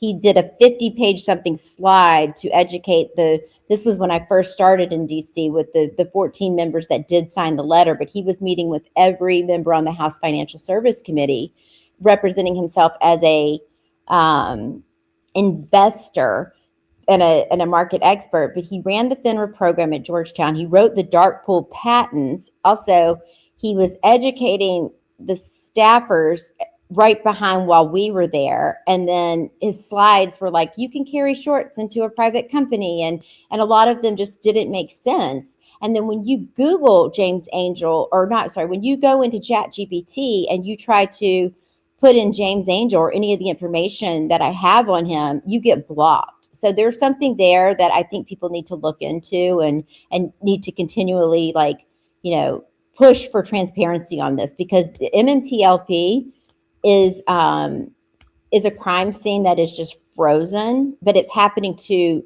so many companies, and these are American companies that they're destroying, so it destroys jobs, and so we need to fight back against this. And then they steal the technology or the IP at pennies on the dollar after they bankrupt them by flooding the markets with counterfeit shares. It's deep, isn't it?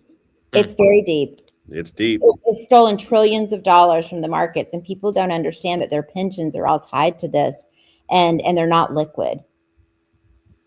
Yeah, it's who was it? That Tiffany Cianci? You ever pay attention to her? She explained that one time. It was very complicated. I had to listen to it like 3 times. I think I got the gist of it, but she said the exact same thing.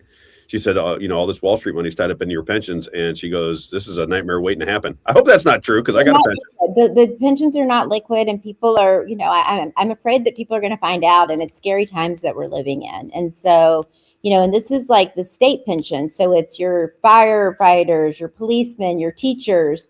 They make these risky bets, and it's because they let Vanguard, State Street, BlackRock take over the pensions, and that's how they're laundering these counterfeit shares, and they're reselling them into the pensions. Wow. And nobody's coming to help, are they? Doesn't feel like it. I hope you're right about the courts. No, Anna. Because they donate billions of dollars to Congress. Exactly. Yeah, it's like the criminals pay the other criminals, and then everything stays hush hush. They just try to bleed you dry, let the clock run out. I want to give a shout out to Cynthia, because she did find where early on that MMTLP was trading, and that they were selling it to the TSP, the Thrift Savings Plan for the military, through her husband's military account. She found that they had that MMTLP inside the Thrift Savings Plan. So what happens to those shares? And then also, I found where MMTLP was trading, or Torchlight, prior MMTLP was trading. Epstein traded hundreds of thousands of shares or dollars worth of Torchlight. So I do think that, I hope that Massie will answer about his Jeffrey Yaz donations, and that maybe he will still look into MMAT and MMTLP for us, and be a voice for us, because I think definitely all the politicians need to speak out against this. Agreed. Well, we're going to go see him. I mean, Isaiah and I are going there in June. We're going to track Thomas Massie down and ask him some questions when we get there in, I think, June 22nd or 3rd. We're going to be something around there. Yeah, so we're going to be there asking him questions as well. There for a couple days. Anna, thanks a ton. I really appreciate you adding some color to the situation, because I think, you need 2 sides of a story, and if Cynthia's out there and telling a story that, it's only one-sided, I think it's bad for this election coming up in Kentucky. So I'm glad you got to give the other side of the equation. Yes. Okay. Well, y'all have a wonderful day. Thank you, Anna. Okay. Appreciate you. All righty. Have a great day. Thank you. All right, Isaiah.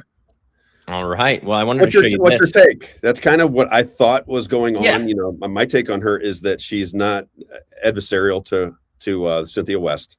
She doesn't hate her. She thinks that she might be going down the wrong path here. That's my take. My take is that this is probably a good person who got caught up in the spokes of this. She might have had her feelings hurt at some level. Then she starts speaking out, and now she's into the game. You get into the game, and they start guiding you, and all of a sudden you're with Laura Loomer, and all of a sudden you've got big social media presence, and everybody's talking about your situation with Thomas Massie. And I don't know if she's an opportunist, but I would assume the people around her are opportunists, wouldn't you? Yeah, that'd be my guess. I'll show you this. This is a great website that someone from the community, the MMTLP community, shared with me. Yep. The MassieFiles.com. You have to type it in exactly, because I couldn't even, and when I'm Googling it, it doesn't even pop up. So the MassieFiles.com. And it breaks everything down pretty well, in my personal opinion here. So you've got a timeline on here. So if you scroll all the way to the bottom, here, they made a full timeline of everything that happened. So it's, Massie's wife passes away. West claims Massie messages her, right? all these, wow, yeah, all this timeline's laid out. And I just bringing it back. The reason I brought this up is just bringing it back to the timeline is what makes everything suspicious. Is you're going to DC, all of a sudden now you're going back to Florida to get involved with the women's GOP after down to Mar-a-Lago. Now you're going to Mar-a-Lago. Who are you? You know, no offense to her, but it's like, you know, a year ago you're a nobody, and now you're, you know, you're involved in the GOP and you're going to Mar-a-Lago invited. And I understand she dated Thomas Massie. That obviously is up her profile a little bit, right? Yeah, up to her profile a little bit. And she probably got into some of the situations while she was dating Thomas Massie, right? Yep. But that timeline is odd. That's what was odd for me. The timeline, the video about the school board election just doesn't sit right, I guess. Well, it makes you wonder. This is the other thing I was thinking as Anna was talking. It makes you wonder if the majority of her story is true. Not necessarily the money. I'm not buying the money. It doesn't make sense to me that Thomas Massie would give her $5,000 to keep her quiet, because normally it's going to cost. Yeah, but maybe there's something that he did that made her uncomfortable in the bedroom or something. Who knows? I mean, you know, who knows? But it's just a lot of conjecture, and it's a lot of smoke that can be used against Thomas Massie right before the election, because she might be upset with Thomas Massie. He may have done something in the relationship that she's uncomfortable with. And you know how it is, Isaiah. If you've ever had your heart broken, right? Get your heart broken, you're a little bitter at certain points, and then you start thinking, that mother, I did this and did that, and now you want to tell somebody because it can be used for political expediency. And I think that might be all that's going on here. It might be a lot of nothing, but because of the timing, it certainly looks like a hit job on Thomas Massie. The hit job just comes from, for me, if she would have just made these conversations and went on an X and told this story, probably would not have caught my attention all as much. But Laura Loomer is the one that gets me. Okay, now we're into the game. Now, Laura, you don't do Laura Loomer the day before an election, and then send a text to Anna Trades there saying you're not. I know you're against Israel. Now you kind of see it taking shape, right? So you've got Laura Loomer, Mrs. Israel. She should be Mrs. Israel. Yes. Right? Like there's Miss America, she'll be Miss Israel. Only, well, whatever. She's all about Israel. And now she's with Ed Gallerin, who's getting a ton of money from AIPAC. And then you have that conversation from Cynthia West where she says, I know you're against Israel. Now you're starting to see exactly what we've been talking about for quite some time. You see the lineup, you see the line, you put the line right down the middle. And then on one side, it's all about Israel, right? And it's not just, in this case, we talk about it in Missouri. We have 2 laws in Missouri that squash free speech for the state of Israel. It's more Israel has more free speech in Missouri than Missourians do. It's the craziest thing in the world. This is all over the country. So now we're clarifying the situation because you have Ed Gallerin, who's got what, $10 or $13 million at last count from AIPAC. Massie said it would be up to $20 million before the election took off. Yeah, I saw it was at almost 16 million the other day. I haven't checked any update. Let's say it's somewhere between 10 and $16 million, according to Thomas Massie. That is Israel and big donor money backed by AIPAC for Ed Gallerin, who literally, I shouldn't say literally, I hate when people do that, who is almost identical to Elmer Fudd, right? This is not a good candidate. This is not a good candidate. He is getting all of his money from Israel. You have Cynthia West, who has that text message with Anna that says, I know you're against Israel. And now she's going with Miss Israel, Laura Loomer, for a blockbuster exclusive a day before an election. The young people, we like to call her Larry Loomer. I know. Sorry for anyone who's offended, but that's just what anyone under 35, that's what we call her, Larry Loomer. It was funny because when we were on the radio, Laura Loomer did an interview with I think it was the morning guys had Laura Loomer on. And I said, oh, yeah, I'd like to have Laura Loomer on. I never heard any more back about it. I don't know if that was just a miscommunication between the people there. But I said, oh, yeah, I'd like to have Laura Loomer. They might not have wanted her to come on with me because they know that I think she's a complete propagandist and they might embarrass her or might cause a problem for her. Not embarrass her in the sense that I would do anything nefarious, but that I would not be a friendly interview, if you will. Now, you wouldn't give the questions ahead of time so that you can script the interview out? And I get that a lot, by the way. Like the Fox News? I get some people that I'm not big fans of who always say, what are you going to ask? Can I just get the questions? You know, I don't want to be caught off guard with the questions. I mean, I'll answer anything, but just tell me what the questions are going to be. I'm like, okay. Yeah. All right. Can we just kind of continue on this story? Because I want the story today to be about this, because I think this is a monster story. I think it's a monster story because I think it shows the dirty nature of politics right before an election. I think it's a turning point for the country to show the people versus the establishment. Correct. The election tomorrow will tell you where the country is at. Because it'll tell you where the country is at for a couple of reasons. I'm on the side of Thomas Massie politically. Would you agree with that, Isaiah? Are you a Thomas Massie just from a political standpoint? Oh my, yeah. I mean, unless you just want to burn the Constitution and forget about it. Right. So if you're somebody who thinks the Constitution is the reason we have our freedoms and the reason we've been able to manage through our lives in this country, if that's something that's important to you, you're a Thomas Massie supporter.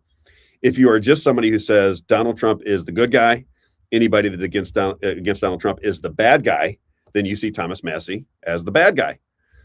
If you're somebody who believes that Donald Trump and Thomas Massie might be in the same game together, theatrics, if you will, then you could see a situation where Donald Trump is trying to draw attention down to Kentucky.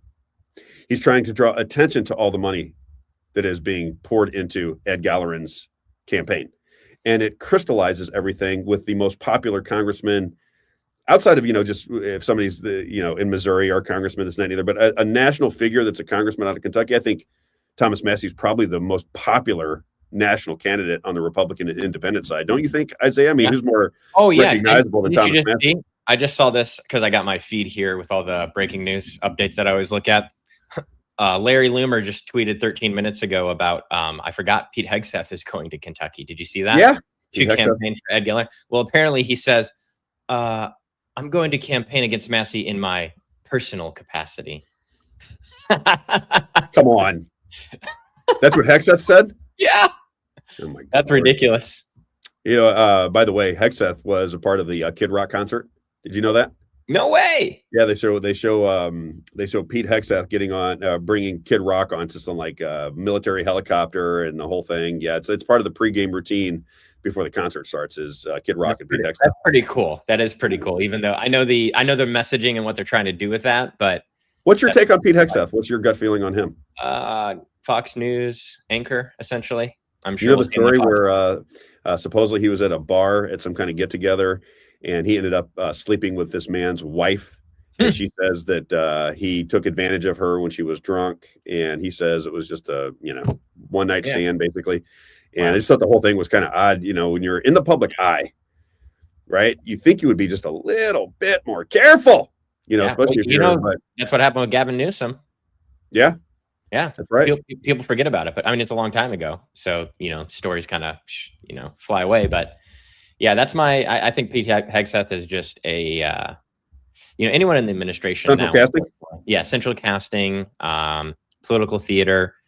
And a lot of the reason I say that too is that if you just look at what he's done, a lot of it's for the camera, a lot of it is for, which very handsome.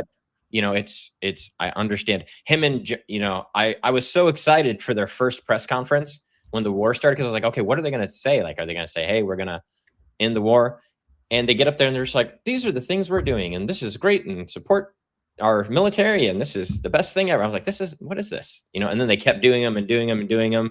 I was like, okay, this isn't a real briefing. This is just like support us because we're at war. It's all support Israel. Did you see Pete Hegseth talking about his Zionist beliefs? Really? Oh yeah, you got to check out that clip. Oh man, it's crazy. Because of the Bible, I'm sure. It's where Pete Hegseth is at. He knows more about. He's the Bible. a biblical expert. Couldn't even come up with a real Bible. Isaiah. Yeah, he knows. Yeah, well, he couldn't even come up with a real Bible verse. He quoted Pulp Fiction, not even a real verse when he was asked to pull out a verse. Well, great movie, Pulp Fiction, by the way. Okay, you got to play this for me though, because I want to set the tone for some other things we're going to talk about. Because we're going to stay on the Thomas Massie, Cynthia West, Laura Loomer, Thomas Massie, Ed Galleron, Donald Trump, Lauren Boebert. We'll stay on those stories, but I got to just preface it by what I think is the driver of the story, which is Israel. Right? I think that this story boils down in Kentucky to: are you pro-Israel, or are you starting to wonder whether Israel's our greatest ally or not? James Traficant was a congressman from, I believe, Ohio back in the day. And I don't know how many people remember James Traficant, but several people sent this to me over the weekend. And I thought, you know what? I used to play this on my show back in the day. And he's given an interview, and he talks about how Israel has control over everything in the country. Did you see this, Isaiah? The clip from the radio show? No. This is from I think this is I'm trying to think of the woman's name. She was on Fox, then she was on MSNBC. Greta Van Susteren. No. So this is James Traficant. This is probably 30 years ago, 25, 30 years ago. Listen to what James Traficant had to say about Israel all the way back then, and he didn't do very well. They put him in prison, by the way, and he said they'll put you in prison if you speak out too much against them. Here is James Traficant, clip number 6, talking about the United States and its relationship with Israel. Check this out. See, as why you target or why you have a grudge against the Israelis. The grudge is not necessarily a grudge. It's an objective assessment that no one will have the courage to speak about. This may be you don't want to hear. I don't know. And I certainly don't want to hurt you on your show. You have one of the best. You're fair. He's warning her, at least.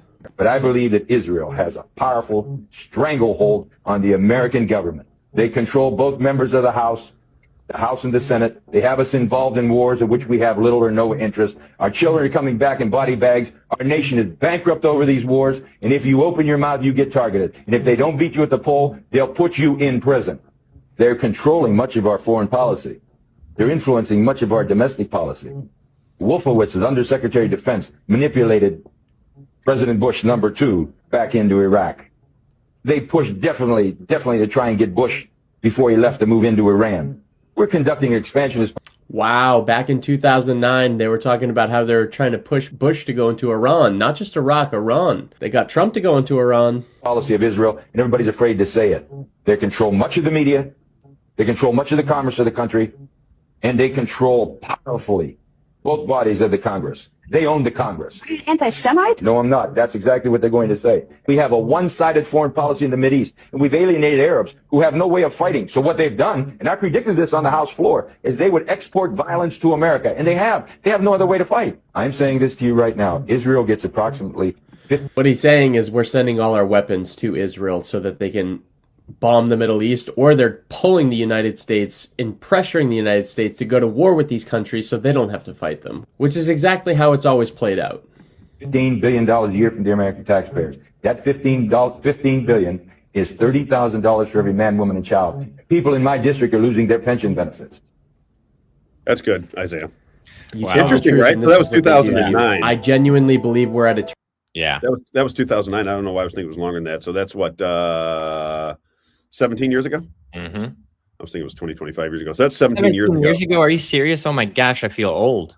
17 years ago, that was James Traficant, and I was a big fan of James Traficant. They threw him in prison, but he said that Congress is owned by Israel. And people go, no, you're an anti-Semite. I get that. How many times do you think I got this? I got this guy named Jason Sears. I think it's like a stage name for him. He might be a stripper of some sort. But he was trying to get me fired from the old radio station, calling me an anti-Semite. And normally I don't get too worked up, but that's just such a nasty thing to say about somebody, right? If you call somebody a racist when they're not, or you call them an anti-Semite when they're not, it's just such a nasty thing to say about somebody. Yeah. Well, they call me on X. They call me the Hitlerly Youth. Yeah, it, it's unbelievable the way they attack you. But there is James Traficant saying that Israel owns both sides of the aisle. Now let's play clip number 9. This is Donald Trump. So if you think that it's anti-Semitic to recognize what is obvious, then you got to start calling Donald Trump an anti-Semite, because he said the exact same thing. Clip number 9, Isaiah. The biggest change I've seen in Congress is Israel literally owned Congress. You understand that 10 years ago, 15 years ago. And it was so powerful. It was so powerful. And today it's almost the opposite. You have between AOC and Omar and these people that hate Israel. They hate it with a passion. They're controlling Congress, and Israel is not a force in Congress anymore. It's just amazing. I've never seen such a change. And we're not talking about over a very long period of time. But I think you know exactly what I'm saying. They had such power. Israel had such power, and rightfully, over Congress, and now it doesn't. It's incredible, actually. That's good, Isaiah. Make that make sense for me. The biggest change. Make that make sense. Rightfully had control over Congress. That's the president of the United States who's saying that Israel used to have power over both sides of the aisle. Rightfully, he said. Doesn't that just tell you where Donald Trump is at? Now, that goes way back. That I don't know if that was a part of the 5D chess operation or the 5D BS operation, but I don't want a foreign country. What year was that? I don't know what year that was. That was maybe 10 years ago, I'm going to guess. Yeah, I'm just because 2017, I think, is when Ivanka converted.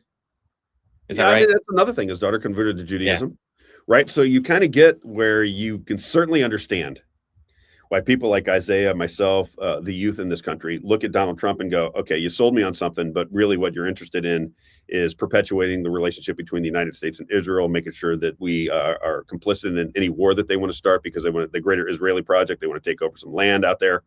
And it certainly seems to be, if you were a betting man, I put it this way. If you're a betting man, you would bet on the idea that Donald Trump is on the wrong side of these issues. Wouldn't you have to bet that? I mean, I still want to have that hope that it's all just 5D chess and he's just bringing attention to Thomas Massie and this Ed Galleran story and AIPAC and all the money and everything else. You're just trying to bring attention to it. But I took $250 million, so I'm trying to bring attention to why they're bad, everyone. Can't you tell? Right. It's hard to buy it, isn't it, Isaiah? I mean, I want to. I feel bad because I have so many people in my life that absolutely adore Donald Trump. And the problem, too, that gets, I would say, exacerbated or, it's over the top is that this is the only special interest group that we're worried about. Is we're only worried about Israel. But no, we're worried about any money, any foreign money that's influencing the elections, any, pharmaceutical company that's influencing the elections, any financial company, like we were just talking about, the donations that were coming through and the Wall Street lobbyists that were walking right behind Anna, right? Yep. We don't like any of that. It's not just Israel. And I think that's what people get confused about, is because Israel is one of the most active groups and one of the biggest spenders in campaigns, that they kind of come to the top. But don't get it twisted, people. We are against anyone from any country, interfering. I love all people, Isaiah. I'm one of the few that loves all people. I love Arabs. I love Muslims. I love the gays. I love the transgenders. I love the whites. I love the browns. I just need to say that too, because I think some people, I don't hate people. They get some people and even younger people, I've noticed it's like, okay, they go from being anti-Israel to maybe a little anti-Semitic to blaming the Jews for all the problems, right? I jump off when they start blaming the Jews for everything. Exactly. I know some Jewish people that have been in my life that were, if they're bad people, then they certainly have me fooled. They've been in my life since I was a kid, and they have treated me with love and kindness and have done unbelievable things for me and my family. So anti-Semitic is just ridiculous to try. And funny enough, that label. I think you're going to find this funny, and I'm sure a lot of people on here are going to be triggered by this. But funny enough, Nick Fuentes actually just came out about this recently in one of his shows, talking about, hey, we can't just say the Jews. We got to stop saying that. He's like, that's not what I'm trying to say here. He's like, I'm trying to raise awareness around Israel and the control Israel has. The Zionist philosophy. Yeah. Whatever that really means, the Zionist philosophy is what is controlling the operation here in the United States. And I don't like the operation. That's simple. I don't like the operation. I don't like what's going on. I don't like it. Yeah. Not comfortable with what's happening in this country at all. I want to play this too, because it kind of plays in. This is JD Vance. Because remember JD Vance, listen, people have to understand what is happening in this country. And there's so many data points that prove our hypothesis, if you will, that it becomes undeniable at certain points. Let's just do JD Vance, right? So JD Vance, we talk about it all the time, but might have to be in Missouri today. Yeah, I just got to give you JD Vance, because when I was on the radio show, Ryan Haidt, who I really liked Ryan Haidt, he was a big JD Vance fan. I'm like, JD Vance. Yeah, Ryan's really smart. He is a very smart guy, but JD Vance is a pawn. JD Vance is he's a part of the game. Palantir's puppet. Palantir puppet. That's what JD Vance is. Listen, JD Vance goes to what school? One of my club schools, Yale. Okay, that's where JD Vance comes from. JD Vance is now plucked out of Yale. He starts becoming tight with Peter Thiel. Peter Thiel is the founder of Palantir. Palantir's original seed money came from the CIA. That's how he got involved in the game. InQtel, I think, is if anyone wants to look it up. Yep. IN-Q-TEL, InQtel. That is the investment bank of the CIA. That is who funded Peter Thiel, who funded Palantir. Palantir wants total surveillance over every move that you make anywhere on the planet Earth. That's what they want. Then you have JD Vance, who comes out of nowhere. You never heard of him before. He goes on to Netflix. We talked about Netflix last week. That's Mark Randolph. Mark Randolph is a descendant of Edward Bernays and Sigmund Freud. This is the brainwashing of things. They put out the movie Hillbilly Elegy, and then when he goes, JD Vance, did you see the movie Hillbilly Elegy? JD Vance is so dreamy. He is so awesome. Look how smart he is. He loves his grandma. He's such a great guy. And then they fund him through Congress, and then they fund him to be the VP of the United States. And that's how this whole system works. They're groomed for the position by our intelligence agencies. that are funded by nefarious money that comes out of the Fed. That is all the NGOs, and that's what Doge was trying to get to and all that. And that's how the system works. Somebody like Isaiah, who would be terrific in an executive position in this country, will never be able to get there because he's not a part of the club. You have to be part of the club. It's a big club, Isaiah, and you are not in the big club. But that's how the system works. And to ignore it and to pretend that it's not and get all worked up over the elections. Oh my God, Democrats, Republicans, and Democrats are so terrible. No, the Republicans is just idiotic and exhausting. You would think, Isaiah, that at some point our society would recognize they're getting played. At some point, you'd think they would figure it out, but for some reason, they can't. They can't look past the fact that it's red, blue, right? Conservative, liberal, and then ultimately Democrat and Republican. They cannot see it through the lens of professional wrestling, where the Democrats and the Republicans, they are wrestling, they are screwing each other, they are diving off the top rope, they are doing all of those things, but the outcome, you and Jeff are in sync, by the money. The outcome is determined by the money. It's not determined by your representation. It's not determined by Republican or Democrat politics. That is all BS. It's all BS. And you can see it, obviously, if you just look through what has happened over the last 50 years. It just, the ship moves in the same direction, whether you like it or not. It doesn't matter whether Democrats are blue guy bad, red guy bad. Blue guy bad, red guy bad. Doesn't matter. It doesn't matter at all. They're moving. AI data centers. Perfect example, right, Isaiah? Jeez. Nobody in Missouri wants AI data centers. None of the people want it. So Franklin County is having a huge meeting right now as we're speaking right now. They're having a huge meeting on AI data centers. But there are, and nobody wants them. Nobody. But the Republican Party in the state of Missouri, they just can't figure out why the people don't want their beautiful AI data centers. I mean, you're not going to have Facebook anymore, Isaiah. We're not going to have electricity anymore if we don't have these massive AI data centers. I mean, we have to have them for survival. I mean, do you want China to have? Let me just move on to show what I'm talking about. This is, get clip number China. Let me get to clip number 16, because if you're Missouri, did you want to play JD Vance? I had that one ready. You asked for that one first. Do JD Vance, because it fits into the story that I'm getting ready to tell. JD Vance, when he does this and he talks about Thomas Massie, what he's trying to explain to the audience is that he goes against the party too much. Doesn't matter. He doesn't even bring up the fact that he might be right about voting with the Constitution. According to JD Vance, the reason Thomas Massie is on the outs with Donald Trump is because he doesn't vote with the party enough, and people are getting tired of him not voting with the party. Check it out, JD Vance. Problem Netflix. With Thomas, and I've told him this in private, and now I guess I'll say it in public, is it's one thing to disagree with the party on a particular issue. It's one thing to to have your independent stand on a number of questions. And by the way, some of the stuff where Thomas Massie has been independent against the Republican Party, I've agreed with him with. Thomas and I worked together during 2023, where I was trying to stop the limitless flow of American money to Ukraine, and Thomas was one of the people I was working closest with it. But that's one thing. Being independent, having your own opinions is one thing. Voting against the party on every single issue, you're eventually going to make too many enemies. That's right. And that is the problem that Thomas has had. It's not one issue. It's not 3 or 4 issues. It's that every time that we've needed Thomas for a vote, he has been completely unwilling to provide it. That is why the President of the United States has trained his ire on Thomas Massie. It's because we can never count on him for some of the most difficult votes. I wish that weren't the case. I say that as somebody who's known Thomas well before I got into politics, but politics is politics, and when you always vote against the party, you can't expect the party to actually back you.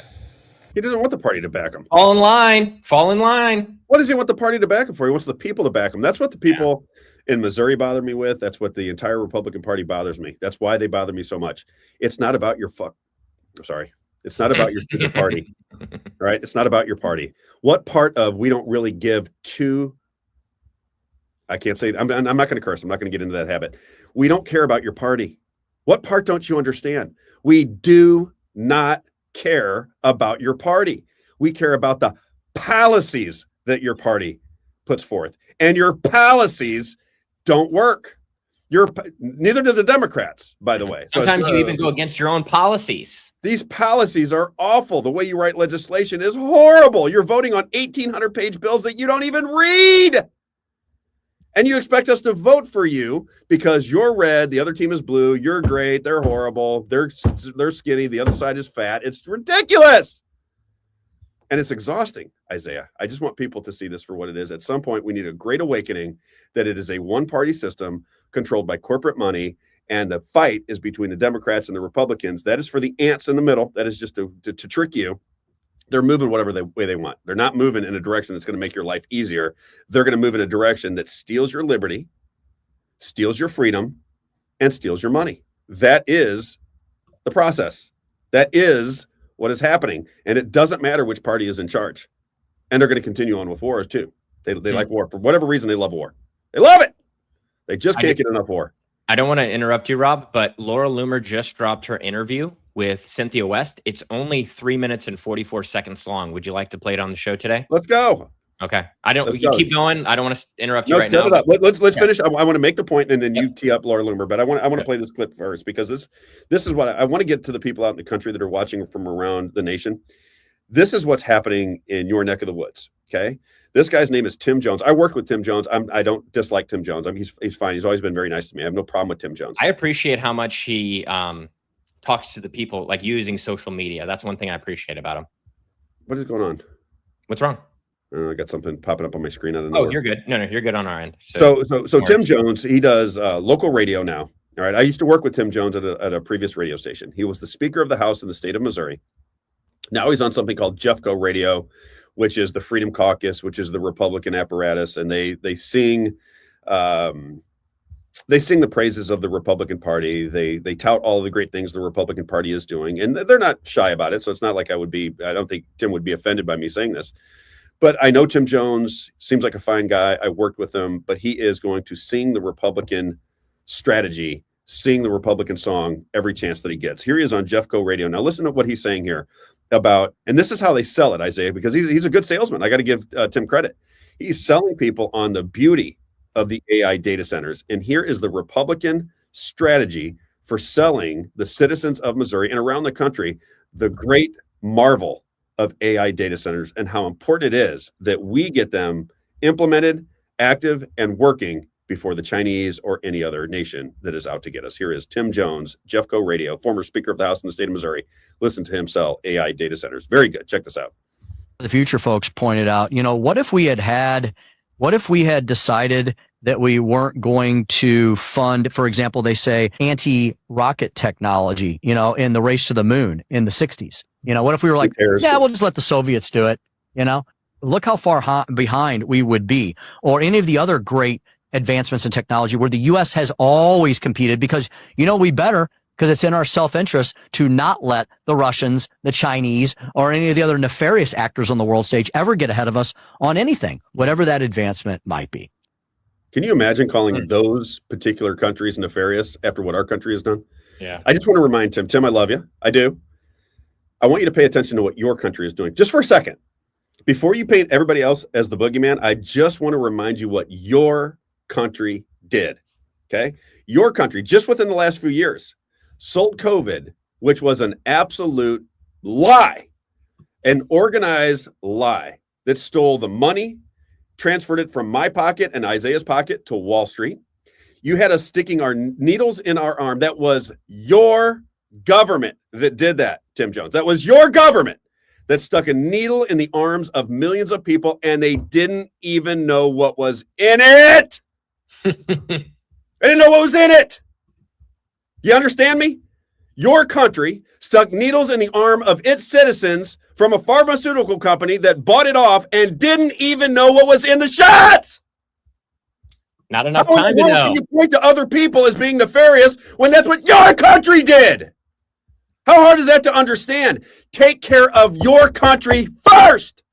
It's not about everybody is your enemy. It's not that everybody is going out to get us. Our country left our borders open, starts wars all over the world, sticks needles in our arms, and transfers wealth from a climate change con job that everybody knows as they're stealing elections, and I can't get either party in the state of Missouri to even pay attention to any of it. All you do is take money from PACs. All you do is take money from the wealthiest people in our society and rip off us. Rip off the citizens of Missouri. Rip off the people of this country. I'm sick and tired of everybody being the enemy. It's ridiculous. Sickening. It's so frustrating. How can you not see that? How can you be a citizen of this country? How can you be a patriot? How can you be somebody that's worried about the future of this country and not recognize what your government just did? How? How can people not see it? What is going on? It's maddening. Trying it again with hantavirus. It's unbelievable that they don't recognize that it is our government that is the problem. It's our government. Jeff. China didn't stick a needle in my arm. Iran didn't stick a needle in my arm. That wasn't them. That was our country. My son lost his job because he didn't want to get a needle in the arm. My friends had their faces collapsed because they did get the needle in the arm. I had 50 people in my life that had their lives affected because they had to get a shot to keep their job. My wife almost lost her job over it. That was this country.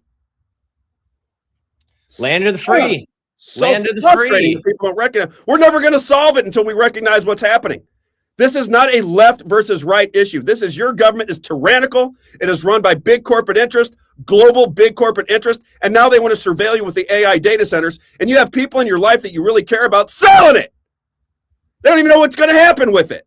Oh, it's going to be fine, Rob. They're going to surveil you every second of every day. It's going to be great. You're going to love it. Who could expect these people to do anything nefarious? Oh, it'll be great. Nonsense. All right, I got to calm down. I'm on the prednisone. I lose my temper when I'm on the prednisone. It's the medicine. It is the medicine.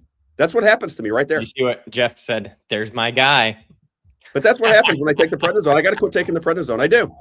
I take this. It's a steroid for anybody that doesn't know. In my lungs, I was sick in Missouri with the pollen when I went into Missouri. They put me on the prednisone, and I get worked up, and I lose my temper. I can't help it. I apologize. I do. I don't want to do that very often, but I'm so fucking aggravated with the way our country sees the world.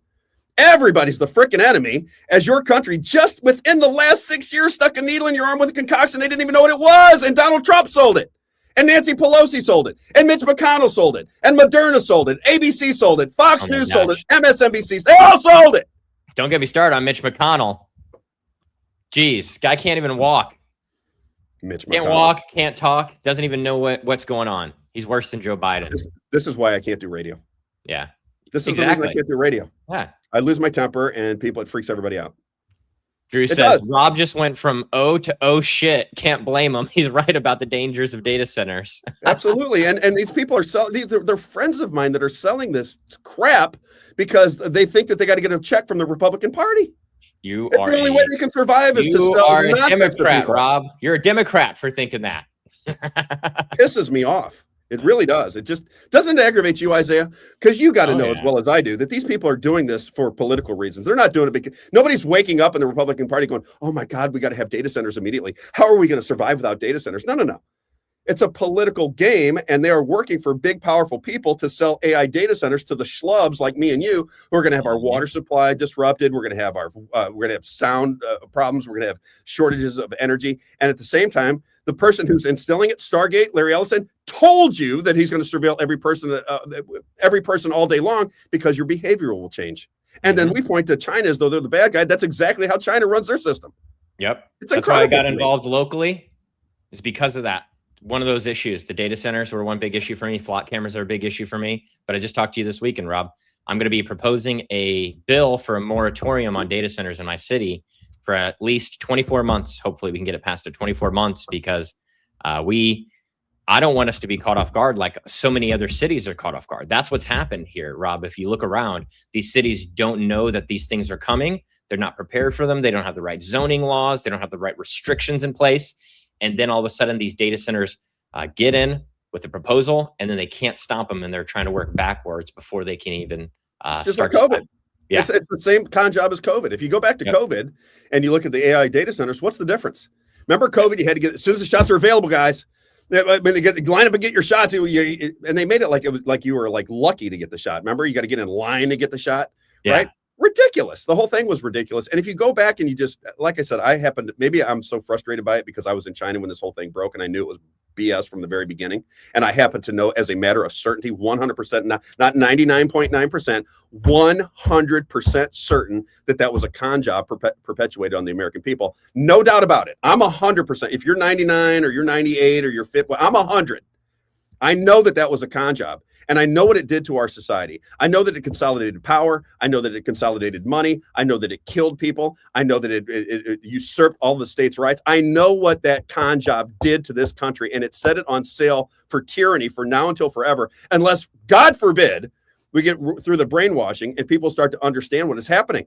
People got to wake up, Isaiah. At some point, people have to wake up and understand what is happening here. This is no game. This isn't, let me go watch Candace Owens and see what she says tonight. Let me see what Tucker Carlson has to say tonight. You have to get involved with your government because your government is being run by big money, and they'll do whatever the big money tells them to do. They don't read the bills. They don't have any idea what they're voting on half the time, and you are governed by it. That's a fact. Well, one more time. That's a fact, Jack. Oh, it didn't play for us for some reason. What? I know. I heard it. Well, at least you heard it. That's all that matters. I got to entertain myself at points. All right, let's get to Laura Loomer so I can catch my breath. I love this Ari Schwartz guy. It's not a real person. It's a parody account, but he's been making jokes all day. But I just loved this little joke. I love waking up to the hum of data centers. I do it every day. I thought that was right. I just had to throw that up there. Yeah, Xavier says, "Calm down, buddy." I'm calm, Xavier. I apologize. I do. I'm gonna have a heart attack. Most people love it. I know it makes people crazy. There are people turn it off immediately when I was on the radio because they can't handle the. And I get it. I do. I understand it. The intensity. They can't understand it. But I'm a pretty intense person. I want to play this Laura Loomer piece. So Laura Loomer, she just did a very bad job of wording this tweet because it made it look like it was the full interview. It's like exclusive interview, but it's a promo, but it is 3 minutes and 45 seconds. And in this clip, she says, in the interview, she told me Massie was very braggadocious about his sexual escapades with other women, and that Miss West was at least the third woman he had sexual relations with within the 2 months of his wife passing away. So that's what this clip is about, if you want us to play it. Let's play it. Okay. Let's see what they got going on, because I know it's a hit piece. And so what if he did? What's that got to do with anything? That's what I'm wondering, is that so we're evaluating everyone's sexual lives now. Okay, so what if someone drinks alcohol, right? What if someone smokes weed? What if what about these things, right? Or is that what if they're divorced? What if they're divorced? Yeah. Right. It's just crazy to me, some of the things that people choose to focus on rather than things that actually affect our lives instead of just character. That's what this is. That was my point of the whole thing, because I get people that just attack me no matter what I do, right? Which is fine. I kind of like it, really, because it gives me something to push back against. It motivates me, if you understand what I'm saying. And people are like, oh, this is this is just a story. I said, no. What you don't understand, what my show is about, the reason people should tune into my show is I don't have a dog in the fight. I'm a conservative thinker, a libertarian thinker at heart, right? I believe that the government should be out of your way. I think it should get out of the way. I think that we should promote unity within our ranks in school. I think people should be saying, how do we get along together? How do we communicate with one another? How do we have debate and conversation so we grow and learn and humanity becomes better? I don't think that social media and I don't think the corporate news outlets foster a sense of community. It is constant division, fear. It's a hustle, if you will. It's just a hustle. The reason I think my show is important is because I really don't care. It's like MMTLP. Everybody's like, oh my God, you had this big thing on. I'm like, I don't make my money on X. Yeah. I don't care. I make my money on local advertisement. That's how we survive. And I want it to be that way because I love those people and they've supported me from the beginning. And I'm going to make their business as big and bad as I possibly can, no matter what I have to do, because I appreciate their support. X doesn't make it. Have we made a nickel off of X, Isaiah? No. No, we don't make money off of X. So if we got a big audience on X, I love it. It's fantastic. I want more people to spread the message. But the message is the message. It's not about money for us. We're not doing this for what'd you make? We both made $1,100 last month, Isaiah. Yeah, I used to make just so everyone knows, I was making 6 figures. Right, so, and now you're making $1,100 a month. Yeah, right. We're doing this for the right reasons. We're the only ones that I see doing this for the right reasons. We're trying to get a message out to people. It's not about Democrat and Republican. We don't really care about any of that. I don't care about party politics even a little bit. Not zero. In fact, I think the two-party system is what's destroying this country, the uniparty, if you will. I think that's what's destroying the country. But we talk about the narratives that shape your opinion. You have to understand why you feel the way you do about certain things. That's why the conversation with Flat Earth Dave was important to us. And that was a fun day. People go, Rob, what are you doing? Are you getting into conspiracies? I said, no. What I'm trying to get across to you is that if you pay attention to what Flat Earth Dave had to say, I'm not saying the earth is flat. I don't have any idea whether the earth is flat. That's the thing you need to recognize. You don't either. You just think you do. You just think you know something because of the conditioning and what you were taught. So you're like, well, all the other things in the What's the beauty of a conversation around I look up, I see the sun, it's round. I see the moon, it's round. Therefore, everything is round. Saturn's round, everything's round. So therefore, we have to be round, right? But you don't know that. You haven't been up in space. You don't know. And you don't know that anybody's been up in space. Because what you should be paying attention to in this government is they put on theater for you. Warenberg. Where is it?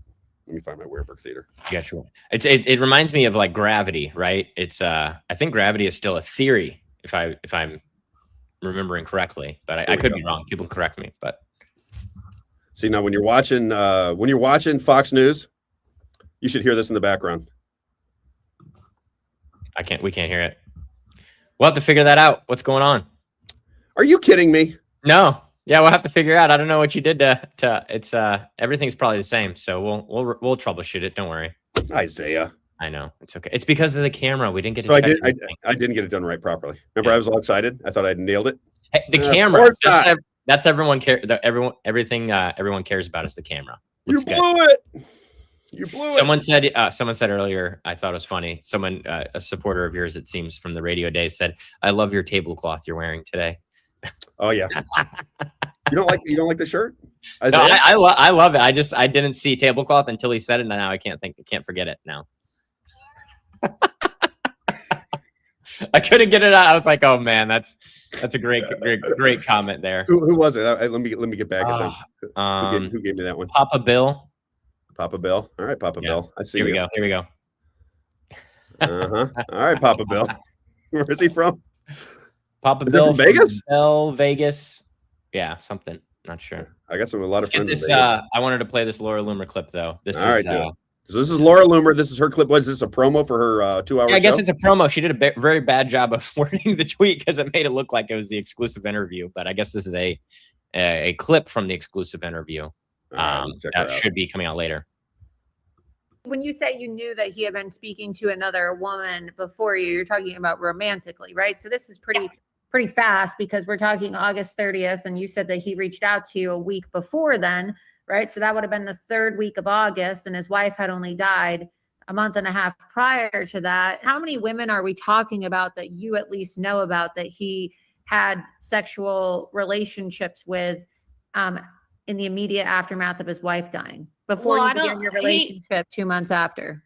He didn't have an intimate relationship with the person that he had met from X. He had just talked to that person. I know there was an intimate relationship before me, though. And do you know who that was with? Who cares?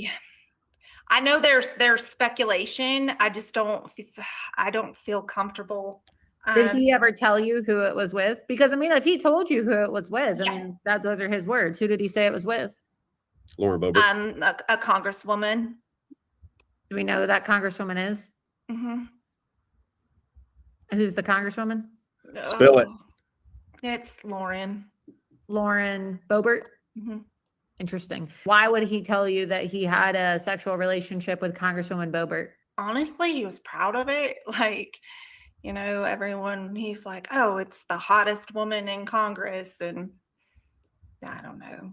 How does something like that come up? I mean, did you ask him about his previous sexual partners, or was he bragging about it? Like, how did he end up telling you that he had sexual relations with Lauren Boebert? Did I call it? Honestly, it was kind of braggy, but Thomas is just, it's hard to explain. Like I think we'll get into it more when we start talking about some of the things that made me feel a little bit uncomfortable, but I feel like, there's almost a tact that you would have when you're in a relationship with the person that you're with that was just kind of lacking there. Mm-hmm. So there was many situations where I felt uncomfortable, and it gets into way more. Do you know when he had a sexual relationship with Congresswoman Boebert? Was this while he was married, or was this after his wife passed away? It was after his wife passed away.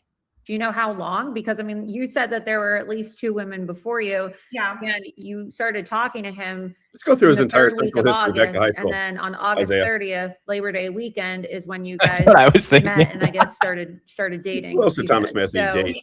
Yeah. So, you know how long after his wife died he engaged in sexual relations? Was he dating Lauren Boebert? I don't know. You would have to go and look 27 days. because I know she left abruptly to go to her son's court hearing. And so I'm sure somebody could do some digging and try and calculate, but it's not something that I've really ever cared too much to look into. But he told you about it. Yeah. But it was more of like a fling. It wasn't so much a relationship. No.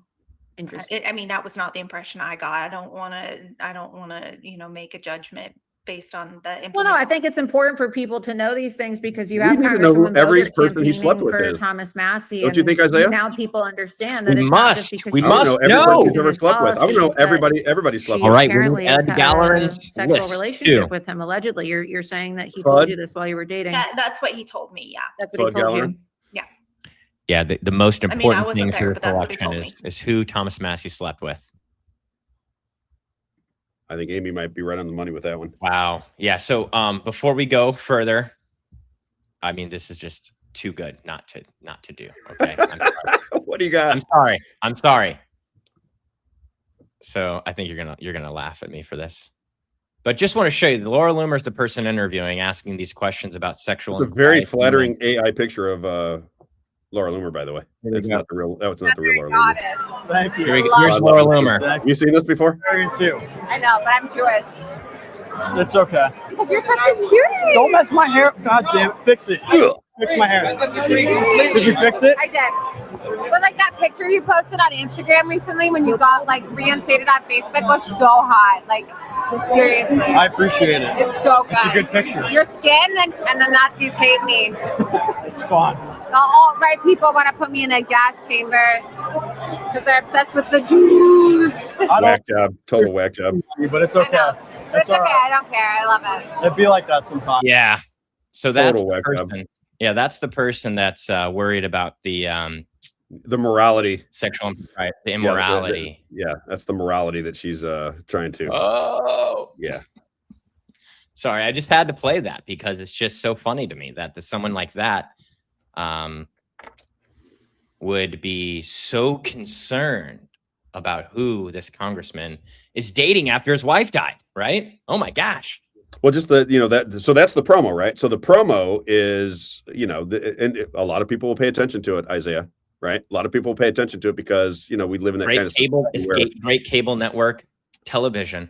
Right. Thomas Massie, who did he sleep with? Lauren Boebert, it's going to be a big soap opera with Lauren Boebert now, right? Man. So now when they're in the same room or they're talking together, I wonder if it's true. You think that's true?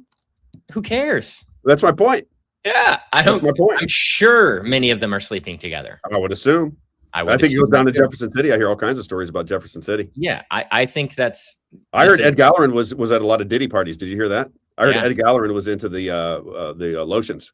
What was it? The baby oil. You love the baby oil, huh? All right, that's what I heard about Ed Galleron. I don't know if it's true, but I heard Ed Galleron was kind of into the Diddy parties, and he liked to have his little freak off there with several men, several women, and Ed Galleron posing as Elmer Fudd. He wore an Elmer Fudd costume and he would strip off of his Elmer Fudd costume. Wait, I heard this too. You didn't hear the story? Yeah, this is a true story. Yeah. I think it's true. I don't know. Somebody told me, but I'm not really sure. But I think Ed Galleron from Kentucky used to go to the Diddy parties in Los Angeles. He would come in as Elmer Fudd. He'd have the fake gun, the whole thing with the Elmer Fudd hat. He would walk in, and then the music would start playing. It'd be boom, boom, boom, boom. And then Ed Galleron would strip, right, as Elmer Fudd down to his, skivvies. Down to his skivvies, if you will. And then he would get his game on with, and he liked men and women. This is what I'm told about Ed. Now, I don't know this to be true. I want to make sure that I don't. It's true, but we hear this. Secondhand information. I'm not really sure this is true, but this is what I'm told about Ed Galleron from Kentucky, who's running against Thomas Massie. The whole thing's ridiculous, Isaiah. Yeah, I know. It's. I hope everyone realized that was satirical because today's.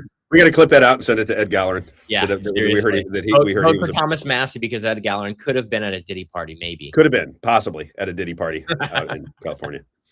Oh my god, so funny. We got 3 advertisers. We need to 2 advertisers actually. I think we need to get Valvoline and Rick Bavetz out of the way if you wanted to knock them out before we wrap. Tony just texted me. I'll get Tony. I saw your text. Valvoline. Let's get Valvoline in there. Let's do it. Valvoline-expresscare.com. Tomorrow's going to be another.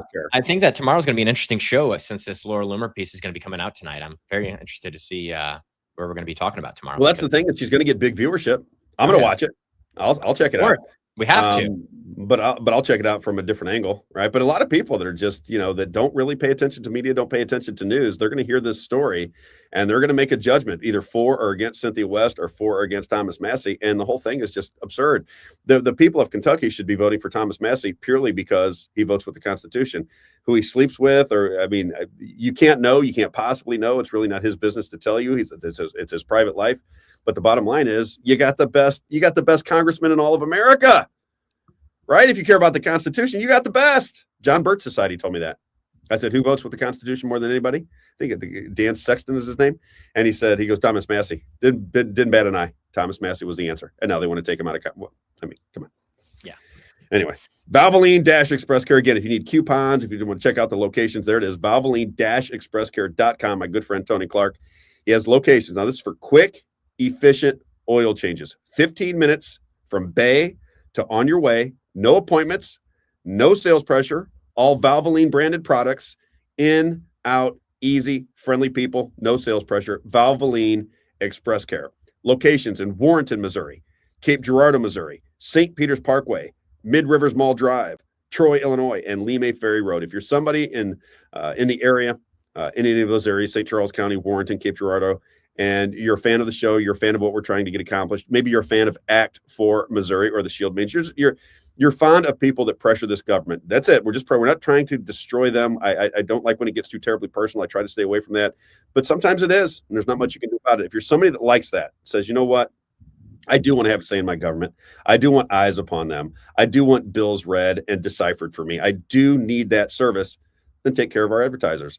Valvoline Express Care. Valvoline Express Care. Again, Warrenton, Cape Girardeau, St. Peters Parkway, Mid Rivers Mall Drive, Troy, Illinois, and Lemay Ferry Road. My good friend, Tony Clark. Valvoline-expresscare.com, or just check them out. Valvoline Express Care. If I don't see that sticker in your window, we cannot be friends. And then finally, don't even talk to me. Don't even talk to me. I just look right at your car.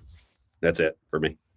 There he is, my man, Rick Bavetz. He's going to be on the show tomorrow, by the way. Do you know that? Great. We left him hanging. Sorry, Rick. I know. I apologize. I think Rick's going to be a regular on the show. I think people will be fascinated by Rick. He is a brilliant guy, and he has. Are we going to be able to ask him about MMTLP? Yeah, we can ask him about MMTLP. I think I told him, I said, if you want to, we'll extend the show a little bit after the normal time frame, 12 o'clock Missouri, 1 o'clock Eastern time. And people can ask you questions about finances if you'd like, because he has a whole different view of how you run. He's got a different opinion than almost everybody in the financial world. And all I can say is he's done great for me. Carrington Financial, your caring advisor.com. My man, Rick Bavetz, 314-671-0525. As he likes to say, biblical principles with your money. Biblical principles with your money. He's a savant when it comes to politics, history, the intelligence agencies, currencies, money, the Fed, you name it. You can talk to him for days and he'll break it down for you. Just love what he's done for us. He can take clients from all over the nation too, right? Yeah, he can go anywhere. Yep. I think he's licensed pretty much everywhere. Rick Bavetz, 314-671-0525. As he likes to say, the dominance of big brokerage firms and wirehouses has given even above average investors the impression that there is no alternative, that their choices are limited, and that switching to another advisor or firm wouldn't make much of a difference in the outcome. Carrington Financial offers investors the alternative approach that they have been seeking. Rick Bavetz, my man, 314-671-0525. All right, Isaiah, how about that? We finally did advertisements the proper way. Can you believe it? We're getting it. See, we're learning. We got the cameras. We're getting the advertisers down. Now we just got to get the pre-roll figured out. Can we get Ed Gallerin in just for a minute? Because I was teasing Ed Gallerin. Now, again, it is this. We don't know that this is true. This is just rumor and speculation that Ed Gallerin was at the Diddy parties. P. Diddy, if you remember, that he was at the Diddy parties in Outlet. This is not confirmed, Isaiah. I want to make sure people know this is not confirmed. At the Diddy parties, he likes baby oil and he likes men and women. This is what we're being told. I don't know whether he doesn't discriminate. He doesn't discriminate. He's a one size fits all type guy, right?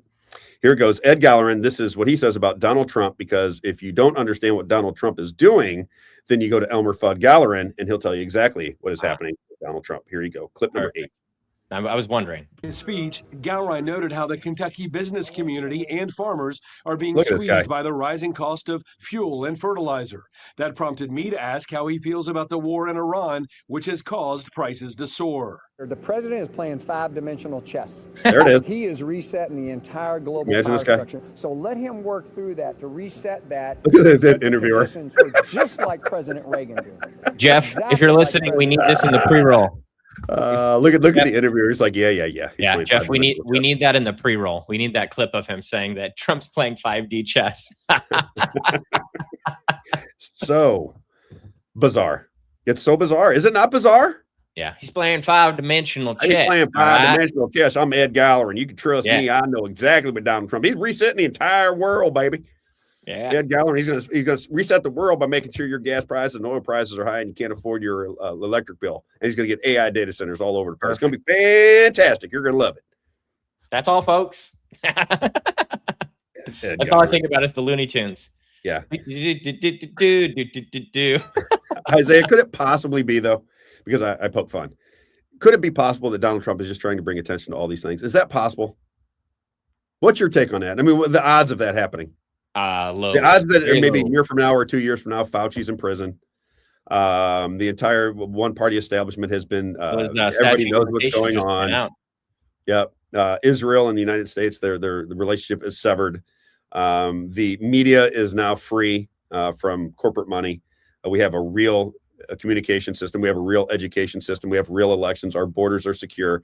Do you see any of this stuff beginning to take shape within the next 3 years of Donald Trump or 2.5 years of Donald Trump's presidency? Is it possible in your mind that it's 5D chess and that everything is just to bring attention to people like Thomas Massie and Ed Gowron and AIPAC and Israel and the media and pharmaceutical companies and everything else? What's your take? Yeah, I mean, no. That's a short answer. No. Anyone who's taken $250 million, that's $250 million, everyone. $250 million from one special interest group. I got a feeling, especially when I got a feeling. Exactly. I got a feeling that when you take that much money and you are you're going to be beholden to those people. That's just really what I feel like is that when you that's one of the things I think that you talk about is that when you are sitting down with advertisers, unlike most people who would say, and I've even had this conversation with you, if you're like, I don't want to take that advertiser, we don't need them, we don't want the money. We don't need the money because I don't think that they stand for the same things or anything like that. That's just not the case with politicians. They're not going to sit down and someone who's going to write them a check for a few $1,000s or $10,000. Here's the reason I push back. $1 million. Yep. Here's why I push back on it. Everybody thinks that he's playing some form of 5D chess. Are you under the assumption that the countries around the world and the politicians and the Federal Reserve and the intelligence agencies, they don't recognize that? Are you under the impression that because you read a couple of X posts or you read a couple of Q posts that now you understand what Donald Trump is doing better than the people that are involved in the game? Is this where you're coming from? You think that you know more about geopolitics in the world than the people Donald Trump is supposedly fighting against? Is this where you're coming from? You have more understanding and more insight than they do, and you think they're going to let him get away with it right underneath their noses because he's playing 5D chess? If Donald Trump is playing 5D chess, the only thing that would make any sense is he's trying to get you and I activated. Yeah. That's it. That's the only thing that would make any sense. There will be no pot of gold at the end of the rainbow unless the people of America say, listen, we don't want mass surveillance. We do not like the Federal Reserve System. We do not like borrowing money from ourselves at high interest rates. We do not like this. We do not like the idea that we never know what our money is going to be worth. All right. Because if you let's say you retire at 55, Isaiah, and right now you retire at 55 and you have $800,000 in the bank. You've saved it all your whole life. You got the 401k, you got $800,000 in the bank. By the time you're 85, $800,000 could be 50 cents. You have no idea what it's going to be worth. Yep. Right. That's a system that is not comfortable it causes anxiety for people. Right.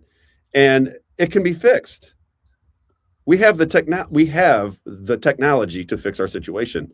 We don't. When Donald Trump didn't go out and start talking about election security right away in 2024, my mind went, something's not right here. Here's the guy that goes out, leads the January 6th insurrection led by a guy dressed up as a Viking. Remember that? right? So this is what Donald Trump, he brings everybody to Washington, D.C. on the premise that the elections were being stolen. If you go back to that time frame when it was Rudy Giuliani and Jenna Ellis, they were crisscrossing the nation in Detroit, in Pennsylvania, in Georgia, in Arizona, and Wisconsin, telling people that the electronic voting systems were complicit in stealing the election. Now we're in 2026. We got the midterms coming up, and we can't pass the SAVE Act, which simply says you have to be an American citizen to vote. You understand what I'm saying? Mm-hmm. It went from we're going to clean up our election system because electronic voting systems and the mass mail-in ballots and the crappy voter rolls and the entire system was corrupt to, well, you just have to show your ID. They can't even get that done. Now, if I'm Donald Trump, right, and I see this problem and I say, okay, wait a minute. If we don't have a republic, then that's problem number one.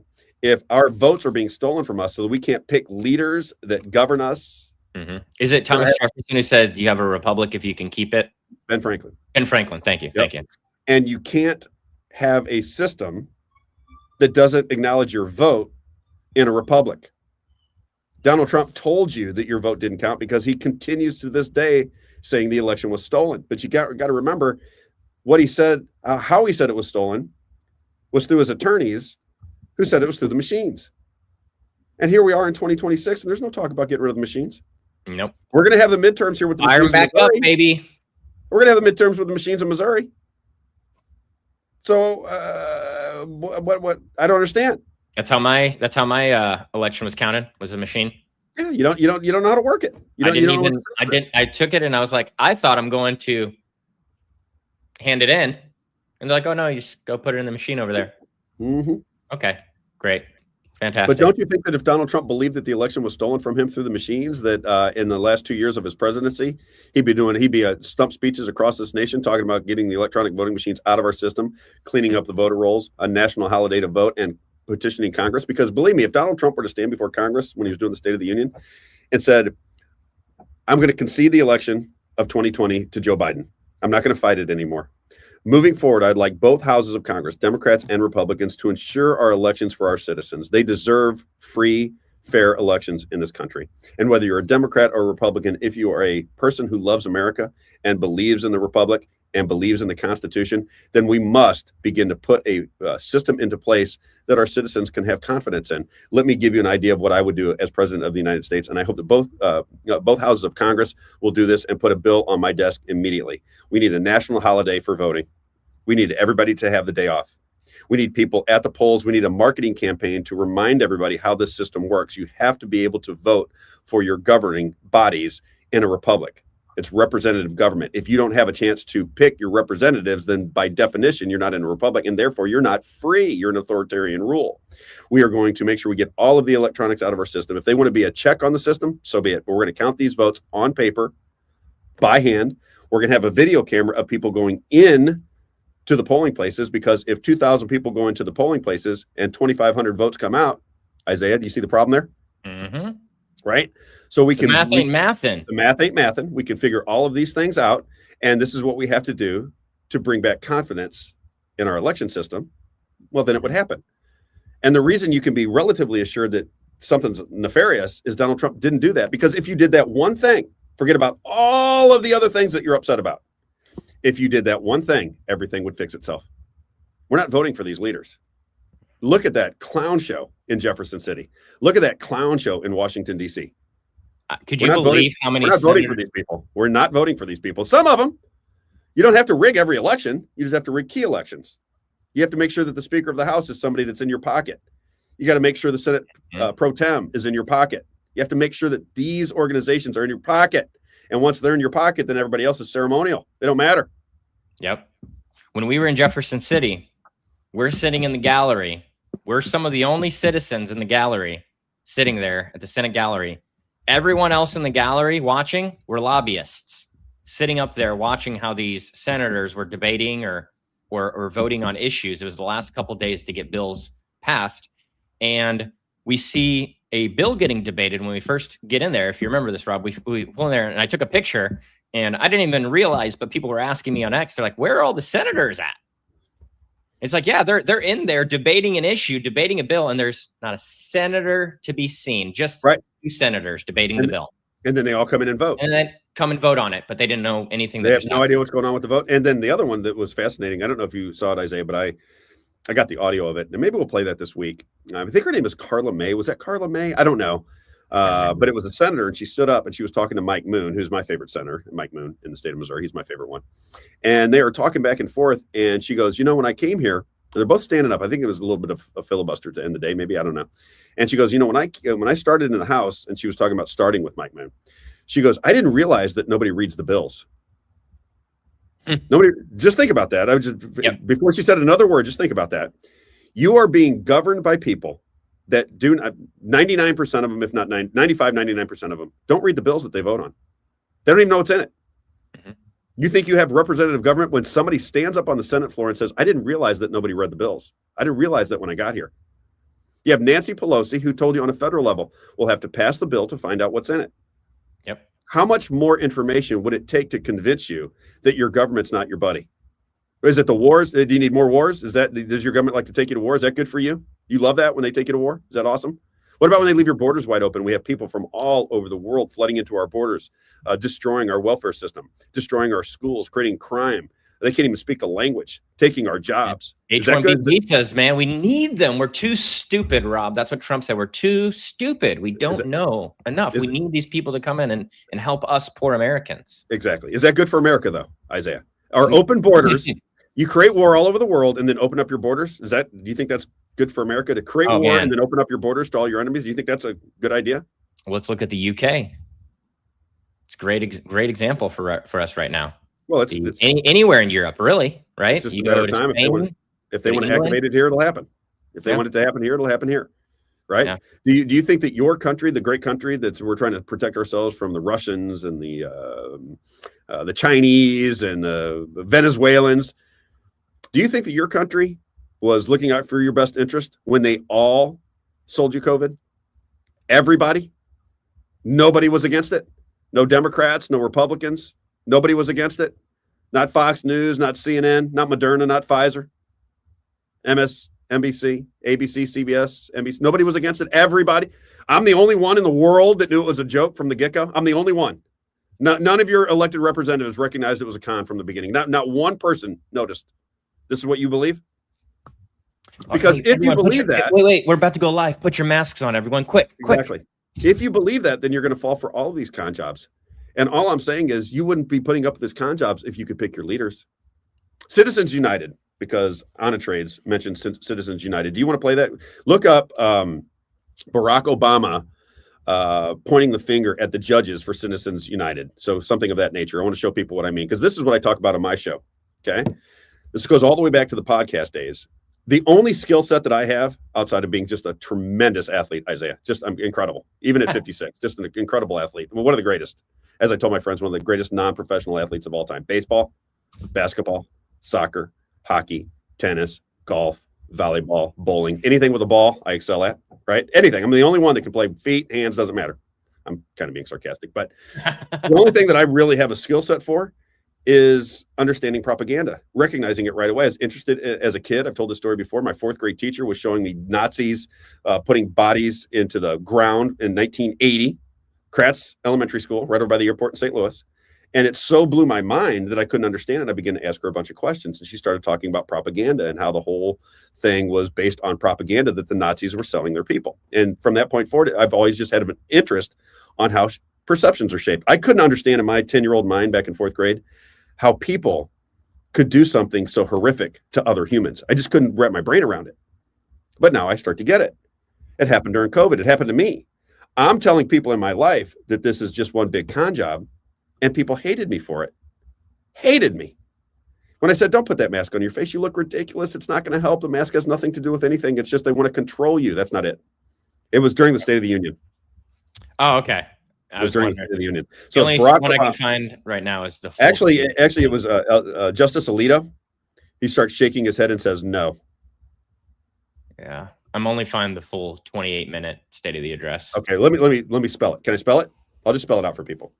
So when we'll play the clip tomorrow if you want to stick around. But here's the way Citizens United went, and the reason it's all games. It's all fake.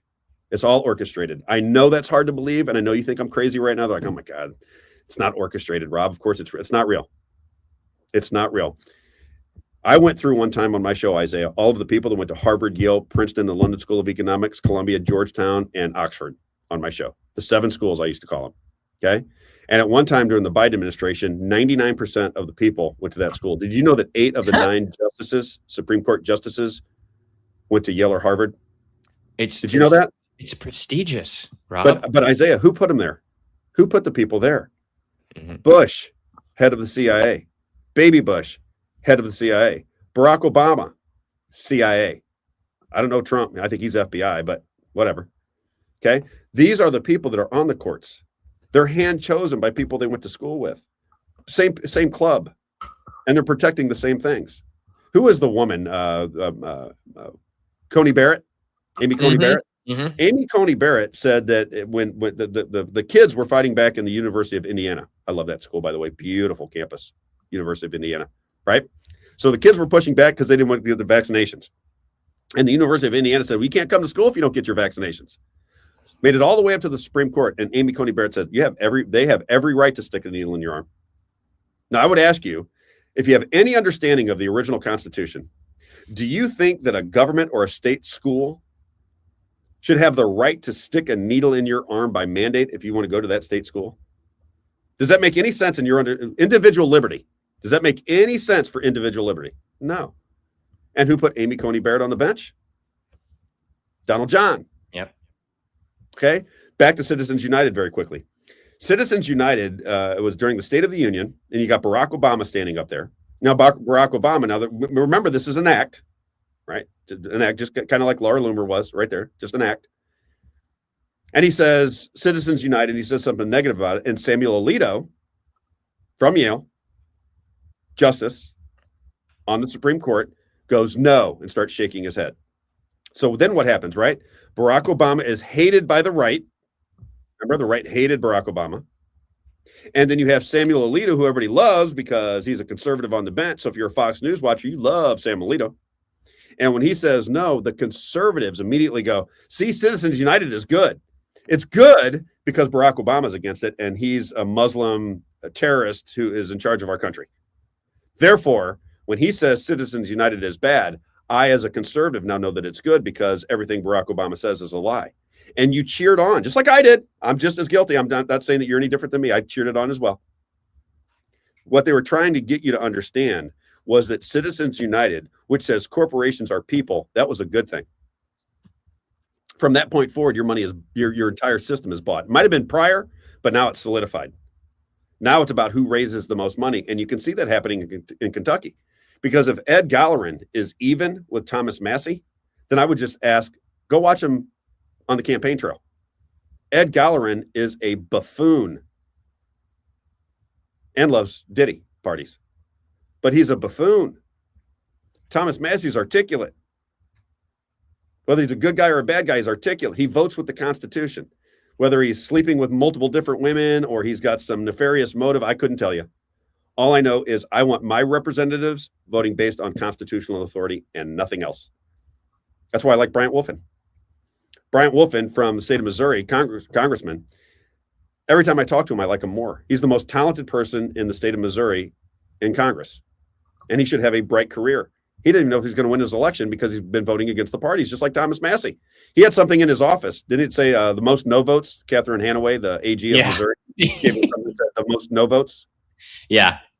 He had no he doesn't have the authority to vote. Yeah, he goes, I vote against things I like all the time because it's unconstitutional. I can't vote on it. Yep.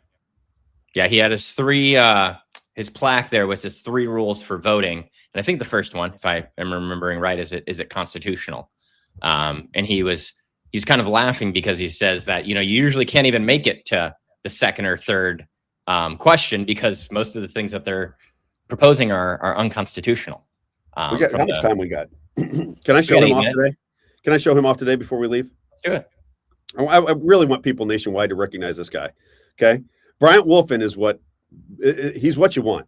If you pay attention to your state politics or your local politics, or if you just pay attention to politics at all, and you care, right? Not about one issue, but about your country. If you care about your country and the forward motion of your country, you got to pay attention to Congressman Bryant Wolfen and people like Massie and Wolfen.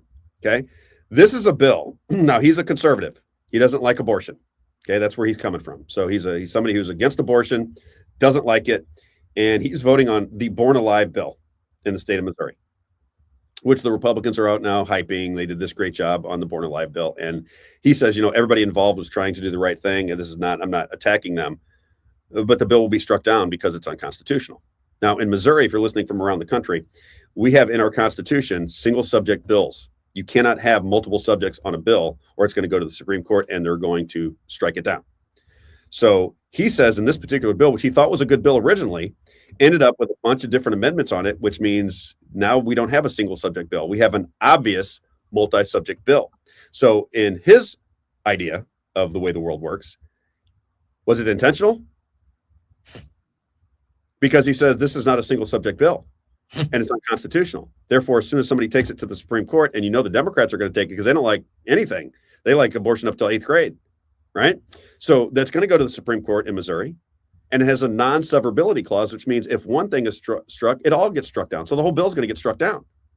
And yet you got the Republicans out there trying to appease their pro-life wing of the party by saying, hey, look at this great legislation we put forth. Does that make sense? A lot of boomers I noticed too are pushing it and saying, oh, this is great. We're getting these wins and Amendment 3 and woo. Well, you would think it's a win, right, Isaiah? I mean, if you don't know any better, if you don't suspect your government is full of BS, then why would you suspect? I wouldn't have suspected this. I would think somebody like me was crazy. I really would. I think I am crazy nowadays, because now that I understand what's going on in politics, it's disheartening. It's sad. It's sickening. It's just sickening. I just can't stand it. Yeah. But here's a perfect example. Listen to how he explains this. Just for you around the country, you need somebody like Bryant Wolfen in your midst. You need somebody in your Congress that thinks like Bryant Wolfen, and you need more and more and more Bryant Wolfens. This is clip number. You have 7. It there? Yep. Number 7. Okay, check it out. This is Bryant Wolfen. Listen to how he explains how this bill was orchestrated, what ultimately happened, and what's going to happen when it goes to the Supreme Court. And right now, if you're not in Missouri, the conservatives and the Republican Party are hyping this bill like they won the Super Bowl. Yeah. And he says it's just going to get struck down in the Supreme Court. This is all theatrics. Check it out. Thank you, Mr. Speaker, to comment. Proceed. Thank you, Mr. Speaker. Stud right there.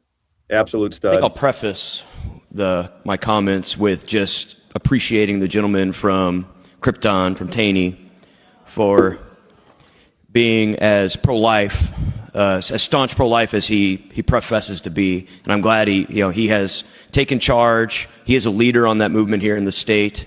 And I just want to at least show some appreciation for that, because if you remember back to the beginning of session, I think it was at the beginning of February 5th, particularly, we passed a very similar bill. It was the Born Alive Abortion Survivors Protection Act. It was a little bit different, but it was essentially the same. And so, as I said, we passed that all the way back in February. And here we are in May, last week of session. And we finally get a version of it back from the Senate, considerably different than that bill. That bill, of course, we passed as a single subject, and I was a proud supporter of. And, I'm a proud supporter of some of the regulations, or the provisions, in this. And, I'm not going to stand up and diminish those things, because the Born Alive Protection or Survivors Protection Act is necessary. It's something that we need to do, and I'm appreciative, like I said, to bring that up. My concern about this bill is the majority of this bill is no longer about the Born Alive Abortion Survivors Act. Quite frankly, 3/4 of it is filled with language that we have already sent to the governor's desk. So let me give you a little bit of context. That was all in House Bill, that we just passed a few weeks back, 2637, So House Bill 2637, that was the big omnibus bill we passed, sent over to the Senate, and they passed that, I believe, on 4/29, according to what was on the website. So that was truly agreed and finally passed in the Senate, April 29th. This bill was brought up and debated on in the Senate. This specific bill that we're talking about here, this vulnerable persons bill, on May 5th. So we sent 3/4 of this bill to the governor's desk, and yet we decided to put some of that language that we've already sent to the governor's desk into something with the Born Alive Act, or the Born Alive Abortion Survivors Act. Why would we do that? I don't know. I don't know why we do that. I know. I'm not going to sit here and pretend to know what goes on in the Senate. I know they're much more deliberate, supposedly the much more deliberate body than we are. And so I don't know what goes on behind closed doors, but I do. When we lump other things in with such good legislation, regardless of the intent, stuff that has nothing to do with the original intent of the bill, we are going to violate the Constitution. So all of this work, all the gentlemen from Taney's work, all the senators' work is going to be for nothing because it's going to be stricken down in the courts. This specific bill has a provision. It's Section B. It's a non-severability clause. I think that's the first one we've seen. I could be wrong. But what does that mean? A non-severability clause is if anything is found in this to be invalid, it will all be stricken down, regardless of if, where we have severability clauses in other bills, this is all gone. So why risk that? Why would we risk that? Is the Born Alive Abortion Survivors Protection Act worth taking that risk? They have our single subject version over there. We still pass that one. But we're going to pass this knowing that 3/4 of it has nothing to do with the original subject of the bill. I'm just flabbergasted at the process here. We don't have to do this. Good man right here. We don't have to do this. So many single subject bills we passed earlier on in session, a lot of good legislation. And here we are at the end of session, we're just lumping it all in omnibus bills that will all be taken to court. That, I'm sure 2637 is probably going to be taken to court too. Maybe that's why we're lumping it in here, because we think that bill is going to be stricken down, so we're trying another avenue. But we're going to risk babies' lives to try to fit other stuff into it. That's not acceptable to me. And I'm very disappointed in this process. I'm voting no. Further discussion, lady from St. Charles County. What do you think, Isaiah? Good stuff. I mean, he's one of the best ones, and I just want to break this down for everybody. Single subject bills only, my opinion. They are putting forth bills that they can put a title on, that they can market and sell to voters, that they know is going to get struck down in the courts. Yep. That's what Senator Mike Moon was talking about with, if you remember one of those debates we were watching. He's like, well, what's the title of this bill? And he's like, aren't we a single subject? He's going into the Constitution, he's reading them, and he's like, wait, this is the title, but this is what you have in here. This isn't adding up, right? We see that. I saw that all the time when we're not Jeff City is not just this issue, but all types of issues. Yeah. We need more Bryant Wolfens. I want to promote him as much as I can. He has not asked for it. I don't even know if he likes it. I don't know, because I think it's his re-election year potentially. Yeah, I'm such a negative. I don't think the Republican Party likes me very much in the state of Missouri, but some of them do. I'm speaking at a Republican event on June 18th. I'm emceeing an event. More than most people would think do actually support and agree with you. I hope, and I think the good ones understand that. Look, I'm trying to get done what you say you want to get done. Exactly. Same as Bryant Wolfen, right? Bryant Wolfen says, okay, here's your agenda. Here's what you want to get done. We want to help you get that done. And what I find is interesting about the kind of the establishment in the state of Missouri, and probably around the country too, is when you put yourself on the line to help them get done what they tell you they want to get done. And then when they fall short with all these machinations and all this nonsense that they try to smear issues with, they get mad at you for noticing. Mm-hmm. They're mad at you. We'll point it out. Just talk about the things we did good, Rob. Have you seen how many people on social media, and then we got to shut this show down, but have you seen how many people on social media in the state of Missouri coming after me because I live in Florida?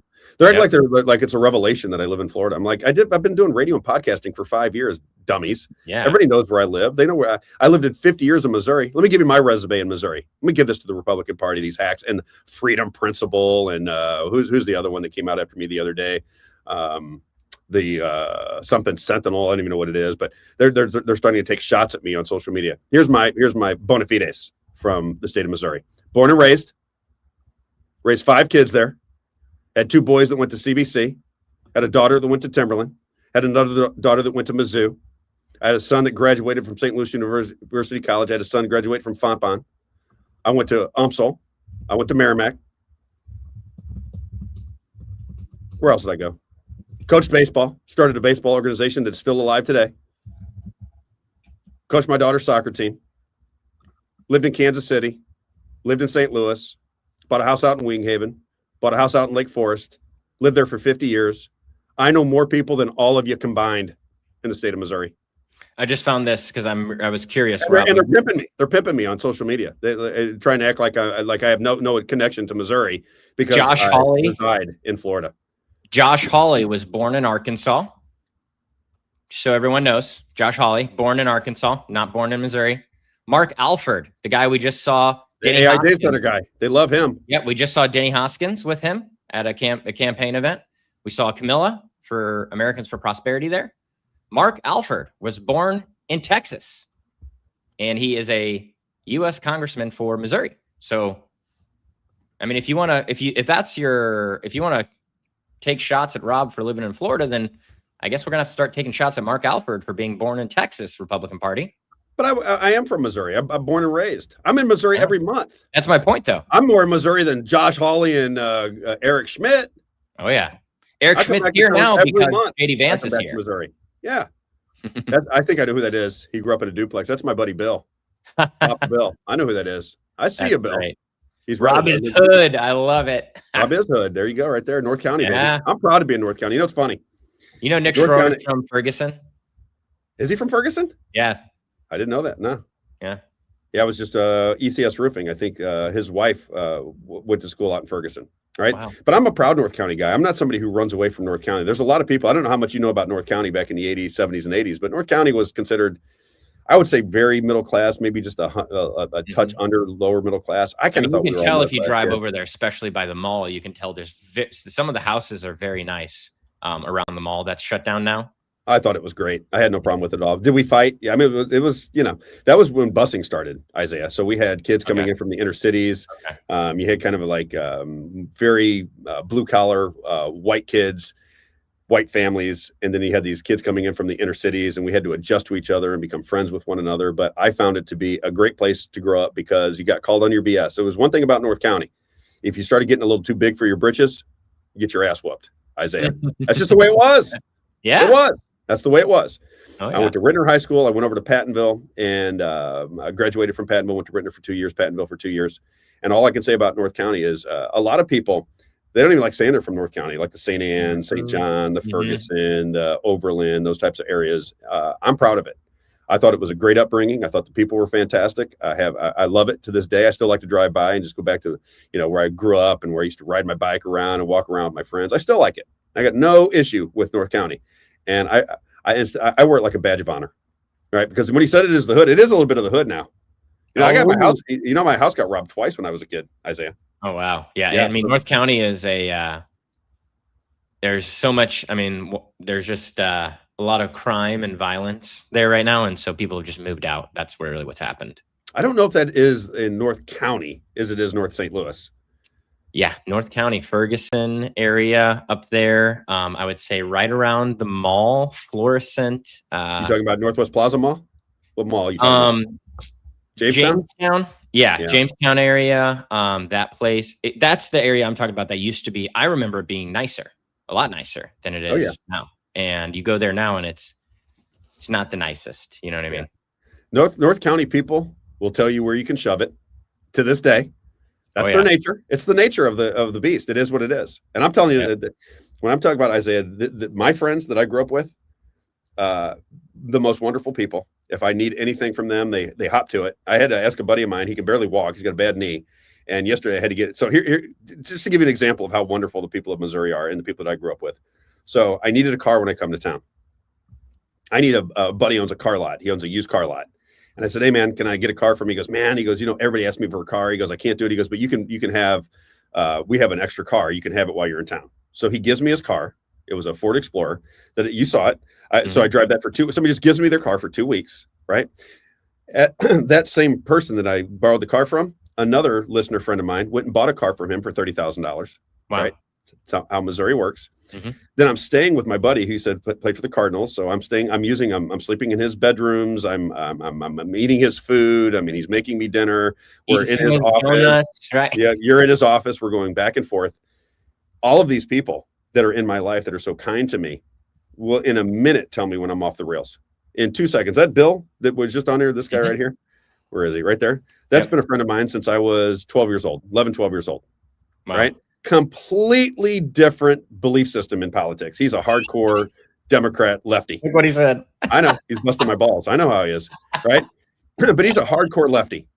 And we'll be friends to the day we die because we grew up together. And he knows that we may disagree on politics, but we love each other. We know each other. We care about each other. Right? But he will make fun of me with the tablecloth. If he thinks that I'm getting too big for my britches, he'll call me and go, dude, you're a mess, right? And that's the way all my friends. Don't you know where you came from? Don't you know where you came from? Exactly. And the other guy, I was going to tell this story. So my buddy Tom, right? So Tom is getting 2 knee replacements. He's tore up his body. Great athlete when we were kids, by the way, but getting 2 knee replacements. I call him up and I say, listen, I need a ride out to Lake St. Louis and to the airport. Can you do that for me? And he goes, man, I can only be in the car for like 30 or 45 minutes, but I'll do it for you. So he can barely move. I have to drive out to his house. He drives me out to Lake St. Louis and then to the airport and I gave him I got to see in like 30 minutes. Can you do this for me? And he said, of course. This is the guy. Did you make him drive to meet me at Shake Shack? No, that was me. Okay, good. I was like, oh my gosh, I feel so bad for this guy, man. That was right before. Actually, I went to Shake Shack, saw you. And then went back home and then drove out to his house. And then he had to follow me out to Lake St. Louis, drop the car and back to the airport. Anyway, the only reason I say that is because these people that don't lean into North County, I think are making a mistake. North County was a great place to grow up in those days. It is some of the finest, most direct people you'll ever meet. They will drop the gloves, if you understand what I'm saying, Isaiah. The people that grew up in North County, they'll drop the gloves on you. They will drop the gloves. If you want to fight, North County people will put up the fight for you. Yeah, they're not looking to talk it out all the time. If you encroach on the people of North County, especially from the 80s, then it's on like Donkey Kong. They're okay with that. And I'm okay with that. Yeah, I know some North County hockey players. It's probably the worst combination. Then when I was younger, when am I 34? So I remember I was like 22 probably at a bar, and 2 of my buddies go, "Hey, hold our teeth." I said, oh no, oh no, oh no. And they're like, here you go, hold our teeth. And I said, no, guys, please don't hurt these please don't hurt these guys. Please. I was like, you guys, please, you don't know who you guys are messing with. These guys will destroy you. Like they will. Absolutely. Isaiah, Fridays when I was in high school at Rittner High School, it was Friday fight day. So I'm serious. So when school ended, you would have people that wanted to fight each other, and they would go out to the football field. They find and they would drop the gloves and go at it. And if it ever got out of hand where somebody was getting hurt, we'd all break it up, Yeah. But what I found about that situation that's a little bit different than nowadays is now it seems like, and I'm not saying that's good. I don't mean to say that getting fist fights is a good thing. I'm just saying in that era, the reason that might have been a better way to grow up is every person that I ever had, and I was not a fighter, obviously. Isaiah, come on. Not my thing. Yeah. But you became friends with people you fought. There was a respect level that you're willing to fight. You're willing to get in a fist fight with me because of something you believe that I did to you or vice versa. And people became friends over it. Every person that I've ever been in a fist fight with in my life is a friend of mine today. Isn't that crazy when you think about it? Every single person. Well, I think that in our generation, like my generation, even it was still happening. You guys don't fight anymore, do you? No, I mean, when I was younger, we definitely did. Really? It was definitely, I thought that was kind of over. I would say probably right after me is, the generation right after me. That's when it kind of stopped. But I grew up, I'm a little different too. I grew up lower class. I grew up in foster care, back and forth. My mom was, strung out drug addict. So I didn't grow up in the greatest places or things like that either. I lived in like 20 houses, through grade school. And so you kind of got a crazy life when you're living that way. And you're not the nicest person ever, that's what I chip on your shoulder at times. Didn't you? Yeah. You got chips on your shoulders. Did you like it when Busy Brands called you producer boy? Oh man, I loved it. Yeah. So that's what people, I'm a nice guy. And so people underestimate me, I think, because of that, because I am a nice guy. But the reason I'm nice is because I've gone through a lot of crap. And when you don't take disrespect very well. I don't either. No. You can do anything to me. Rob, I disagree with you 100%. You're dead wrong, and here's why. And you can get in my tail if you want to. That's different than being disrespectful. Oh yeah. You know, disrespectful is something that I don't like, and I know you didn't like it. That's why when that happened, I said, I'm on Isaiah. Not surprised. I was disrespectful to Isaiah, and that's not cool. It's not cool to be disrespectful to somebody. He didn't do anything to you. Yeah, and I'm the person that, as you know, I'll embrace it. Oh, okay. Hey, I like to. One of my favorite things, Rob, when I was younger, is like make people feel uncomfortable when they're trying to make you feel uncomfortable or do something to you. Someone's trying to play a joke on you, and then you just play into it, and they're like, well, now it's not funny. And it's like, oh, okay. Yeah. Now you get it. Right. Oh yeah. That's how I work. I mean, that's exactly how I work. Yeah. I always say that I come back at you basically at the same level you come back at me. Yeah, exactly. And I'll just add a little 5% in there just to make sure that, you got stung a little bit. That's it. Yeah. Just so you also know that you're. But I can take it. That's the thing with me. You can say whatever you want about me. It does not affect me. You could say the worst things about me. You could do whatever you want to say. Yeah. And I'm not going to be bothered by it whatsoever because I know me. Yeah. And I know all the flaws, and there's a lot of flaws in here, Isaiah. Yeah. If we're going to get on the couch for a little bit. There's a lot of flaws in me. There's no doubt about it. But at the end of the day, I try to be a good friend. I try to be a good parent. I try to take care of the people that are in my life. I try to do good things for people that are kind to me. I try to be kind to as many people as I can. And I work my tail off. I mean, I worked my tail off when I was in my business career. I work my tail off now that I'm in the entertainment and news business. I work hard. I get everything I used to tell people when I was a kid, Isaiah, and I would play sports. And I know we're running long here. It's getting a little bit personal, but we're past the show, so I will just talk a little personal stuff. When I was a kid, I was a pretty good athlete, and I won a lot, right? And when I'm talking about 8, 9, 10, 11, 12 years old. Me too. When I was a young person, right? And I'd always get, you're lucky. You're so lucky. And it used to aggravate me to no end. Yeah. And I remember it was either my mom or my dad when I was a kid. They said, you're lucky because you work harder than them. Yeah. And that just kind of stuck with me. I remember when I wanted to play golf, I hit golf balls till my fingers bled. I wanted to be good at golf. I had no instruction. I didn't have any idea how to hit a golf ball. I'd read books about how to hit a golf ball. And I would want to win. I'd want to be good at it. So I would just work harder than other people. Some people didn't want to put that work ethic in. That's all fine. So I'm sure people thought Kobe Bryant was lucky too. Well, it did. Kobe Bryant, Michael Jordan, they all talk about it. Even Larry Bird talks about it now. He goes, when everybody was sleeping, I was still shooting. And I think that's the way. I think that's why if you're going to invest in something, you should invest in our show. Isaiah and I talk pretty much all day. I don't know how is your wife getting aggravated with me at how much we talk. No, be honest. No, be honest. Be honest. No. Now that we're starting to generate some revenue, right? I think that's both of our wives. Really, they're like, what are you guys doing over here talking on the internet? My wife had one foot out the door. Yeah.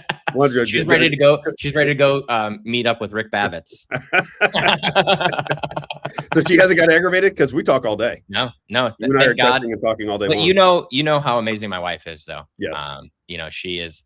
Rob's even said it. She's a saint, and she supports what we do. You'll see her in the chat sometimes. She's at the office with patients this morning, but she loves what we do, and something that she says to me all the time, she'll always bring something up from the show. She's like, I didn't know that. That's so interesting. Like, wow. Like Flat Earth Dave. She's like, wow. Like, I never thought about the earth being flat. Well, you never think of how you think. Yeah, exactly. That's what she appreciates about this. And so, the idea of making it a career, I don't think she's not a marketing person too. So a lot of stuff online, she's also not necessarily in touch with, or how to monetize and things like that, or advertisers. That's not her thing. She's a doctor, right? And so I don't think she understood that we were going to be able to build a career out of this and how we were going to. But as soon as the first check hit the bank account, right? She's like, oh, okay. I see how this can work. Well, you gotta promote that a little bit more for you. Which is the Linktree thing. So because Isaiah, listen, we're paying for a babysitter for Isaiah, right? That's really where this is going down. And then we're using our money with People's Lobby Missouri. It's $20 an hour if anyone wants to know. $20 an hour for our babysitters. Right. And we pay for a babysitter. That's what the show does. But if you want to donate to Isaiah, it's on that Linktree on X. You just go to that Linktree and there's what's it called? Ko-fi? Yeah, Ko-fi, coffee. I don't even know how to pronounce it, right? It's one of those two. What did you get? You got $400 and something last month. Yeah, $400 and something from you guys. Thank you so much. Really appreciate awesome? it. You think about it? Really, we didn't even promote it at one time. I know. My wife was getting upset with paying babysitters and not making any money. She was getting upset with that. I can't say I blame her. I know. But I said, that's what me and you were telling her. Just give us 60 days, right? Give us 60 days. Yeah, we'll figure this baby out. Let's figure this out. And we did. Praise the Lord. Not just us, but the advertisers. I just cannot thank, meeting Rich McQuay, meeting Larry Evans, meeting Everett Jones, meeting Dr. Helen's husband, right? All these people, you have no idea how appreciative and how grateful we are. Rob and I talk about it off the air, how grateful we are constantly. We want to produce for them. Yeah. We're actually going to have Isaiah, then I'll let you go on with your day. So in mid-June, we're going to try to get everybody together in a room. This would be people that are in my life, people that own businesses that are in my life, people that are well-to-do in my life, people that have retired that are in my life, along with the advertisers, some listeners. We're going to get them into a room because the ultimate goal, the reason I thought this would ultimately work is if we could keep everybody together, that we could build an infrastructure. We could build an infrastructure to where we're all doing business and helping each other out when it comes to a business sense. And we could spread that message through all kinds of different means, emails, the show, what have you, so that if we want to get something done politically, we'll have 10,000 people that are a part of our newsletter, right? We take that 10,000 people. If we got something to go down and protest in Jefferson City, now it's on like Donkey Kong. It's not 300 or 400 people like it is now. You got 10,000 people with cameras and chanting, and people feel that when there's energy, they feel it. Right up until now, there's no energy. There's just everybody in the state of Missouri is going, whatever they do, they do. I don't care. They want to tax me more money. They want to tax me more money. But whatever, streets. When we were there, I was streets are crappy. You can't go to downtown St. Louis. Whatever. I mean, it's just a historic city that you can't even go downtown anymore. It's ridiculous. Yeah, I wish we had more time to go, and we will next session. I know that we're going to be working down there a lot more. Probably trying even to do some shows from Jefferson City, but there are no people confronting these senators or these representatives in the halls. No one is confronting them. You see maybe an issue group that goes down there because bills getting voted on that day, but there's no one like, like a Laura Loomer or an Allison Steinberg from Lindell TV or any of these people that you see in Congress, right? They're out there running Ilhan Omar, asking about her brother down, right? But there's no one doing that at the state level, at least in Missouri. I don't see that. And that's going to change. That's got to change. That's got to change. It has to change. It has to change. And I think Isaiah, Jake Jackson, they hate Jake. They already hate Jake. I know. What the heck? I don't. They hate Jake. I understand he could be a little confrontational, but I thought that's you use confrontation to. This is how I do it. I use confrontation to lift my views up, to showcase why my viewpoint is the right viewpoint, or why I believe it's the right viewpoint. Right. I think to your point, and we have to go. I've got to eat. I know. But the thing that I think people need to recognize in the state of Missouri, and this is for everybody that's listening, Act for Missouri has done such a great job. Wow, I'm so proud to be aligned with Act for Missouri. I think they're doing a terrific job. And you need people. So Act for Missouri gives you all the information. What we need is a reporting crew, maybe 10 people, 8 to 10 people that spend their time in Jefferson City and walk those halls with a camera and a microphone and ask the right questions. This is all it takes right here. It's all you need. Just ask the right questions. We'll put the questions out for you. If you want to be involved in it, videos for you even too. Absolutely. If you're a Missouri citizen and now you understand what the bill did, you understand how the process of that bill, you understand what the agenda was of the Democrat Party, you understand the agenda of the Republican Party, and you start to see how this whole system begins to protect itself against your better interest. That's my opinion. Still free to have it, Isaiah? I think it's still free to have an opinion. May 18th, that's my opinion. 20 p.m. Still free. Still free. Go in and ask the right questions. Get that out onto social media. We'll drive it. Because if they're not asking, if they're afraid to answer the questions or they're lying, we're going to be able to expose it. I think the majority, and I get my friend Lisa, she's already telling me she thinks I'm crazy. I do think the majority of people down in Jefferson City are good people. I don't think they're bad people. She thinks they are. She thinks that if they're doing the things that they're doing by the nature of it, they're not good people. I think they're caught up in a system. I don't think they even recognize what they're doing anymore. I do. Yeah. And I think that good people, that can happen to good people. Did you used to party a little bit when you were young, Isaiah? Were you a partier? I partied. I've got all, I've messed up. I've done terrible things. I'll tell you that. I'm a terrible person. I am without me too. Without Jesus, I am nothing. That's right. We were talking at lunch. I said, you know what? If they'd have had cameras around when I was 22, 23, 24 years old, I'd probably be in prison by now. I was not a great person, but I was a kid. I didn't know it. It's what my friends were doing. I did things I'm not proud of, but I didn't recognize that I was in this environment. And I think that's exactly what goes down in Jefferson City. I don't think they recognize that what they're doing is against everything they should believe in. And I think when they go there, they believe it, they get there and they see it from a different lens. And then they try to sell us on the lens that they view it from. And we see it from a lens of. And then they got people too that they might even respect or might have admiration for, who are further along in their political careers, maybe telling them, oh, this is the way it is. You got to make it work this way. Oh yeah. You just got to work with them to get the things that you want done too. Right. And so it's hard. I couldn't imagine being in that position personally. I would love it. Yeah. My wife says I'll be my wife believes one day I will be in one of those positions. And I heard you and Jake joking about it at the Capitol when we were there, but we'll see. I will only run for governor. Love it. Seriously. I'll be your lieutenant governor. If I was to run for any office, and I'm not counting it out. I don't know what the laws are, but when I go back to Missouri, it would not. I've thought about running for. I wouldn't run for any, but for the executive office. But what I would do is I would use that bully pulpit to get everybody back in line. And I don't think that's what they're doing. I think these governors get in there and they just want to handle the big money. They want to make sure all the big money is satisfied. They don't want to lose one nickel because then they'll be seen as bad on the economy. And I think it's really just bad for Missouri. You know, if I were to run, I'd run for governor. It's something that I have not. I kind of envision myself in that position, to be 100% honest with you, Isaiah. If it wouldn't, you know, I don't know how much the Republican Party. I don't think I could run as a Republican.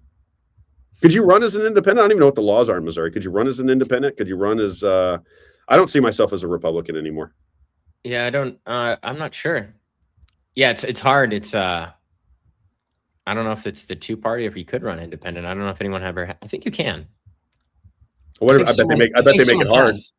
I bet they make it hard. Very hard. Yeah, very hard. There's too much money. Signatures or something like that. If you're a Democrat or Republican, you breeze right in. But if you don't walk in the left and the right paradigm, then it's very difficult to get your. Yeah, you probably have to get a lot of. I mean, if you're going that way, you do probably have to get a bunch of signatures in so many counties or X amount of percentage of voters or whatever needs to say that they want you on the ballot, things like that.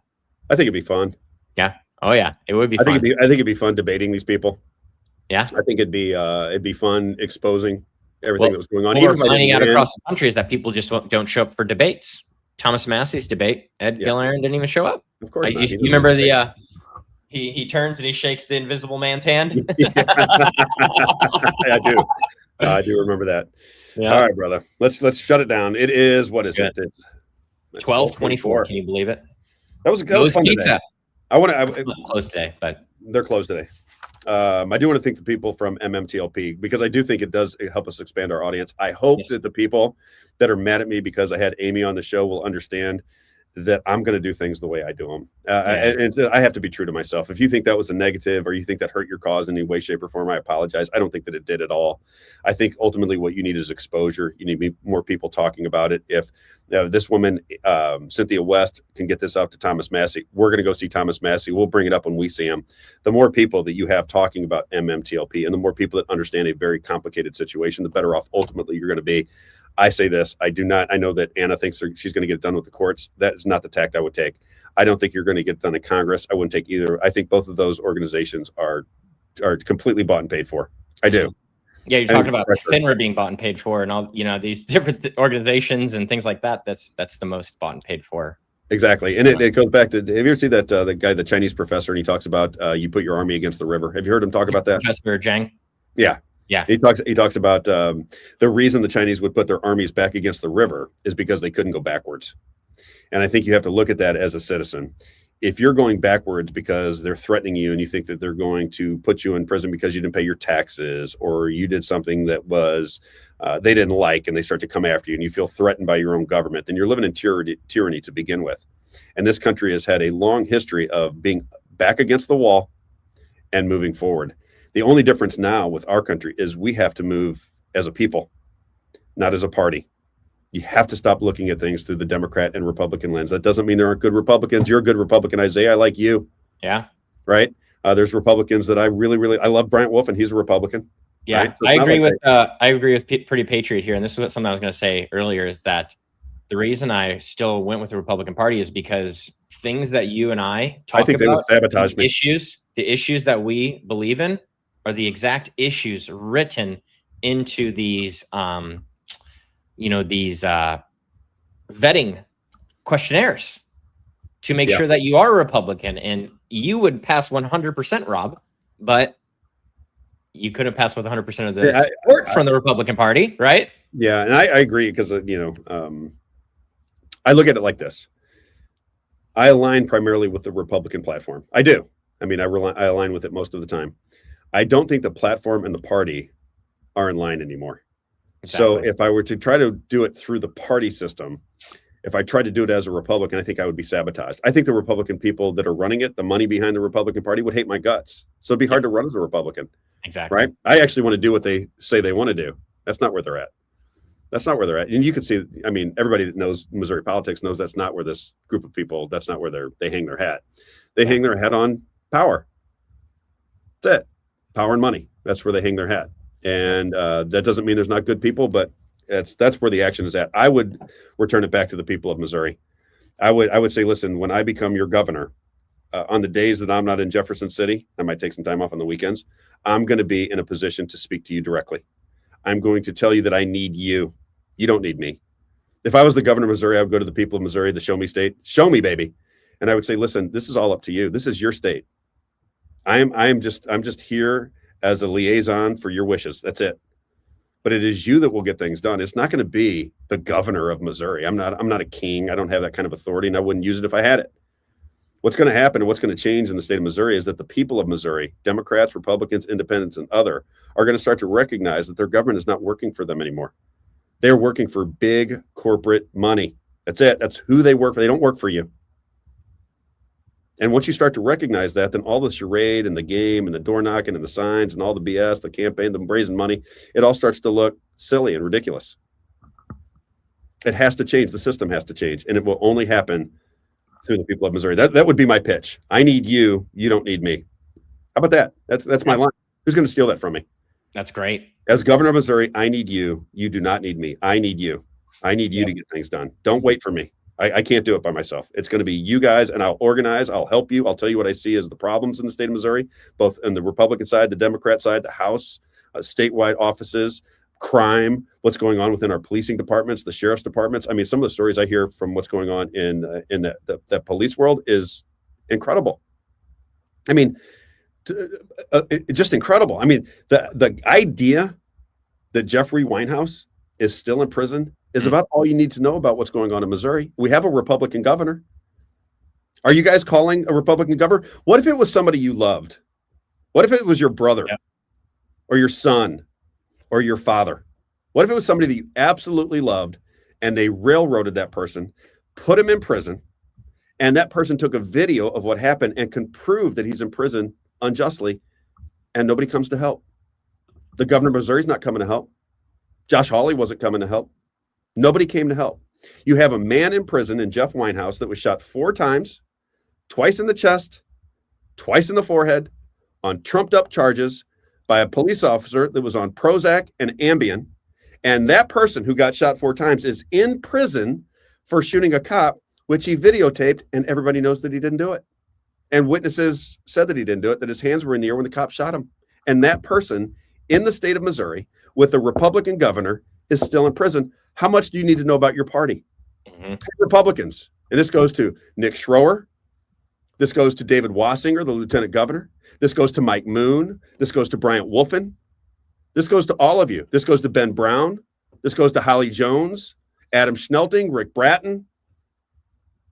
How in the world can you look yourselves in the mirror knowing that an innocent man in your state who videotaped his own execution is in prison now for 13 years? How can you live with yourselves? I don't understand it. I really don't. It would drive me nuts. If I was in the Missouri House or Senate, I'd be talking to Kehoe's office every day going, how can this continue on? And how, as a voter, until Jeffrey Winehouse is out of prison, how can you vote for the Republicans knowing that all they need is clemency from a Republican governor? All he's got to do is watch the video. The man videotaped his own execution. It's not up for question. It's not a debatable thing. How can you vote for that? How can you be okay with that? If they'll let an innocent man sit in prison, what do you think they got in store for you? Mm-hmm. Does that make sense? Is this thing on? Hello? Does that make sense, though? Am I making a good plea? How can you vote for Republicans? Mm-hmm. I'm going to ask you. John Grady just said, shameless plug, votejohngrady.com, right? John Grady, he gets it. Yeah. How can you vote for the Republican ticket when the head of your ticket allows an innocent man to be in prison, and an innocent man that you can prove because the video exists? You don't have to guess. You know that Jeffrey Winehouse did not shoot that cop. There was no accusations at the time that he shot the cop at all.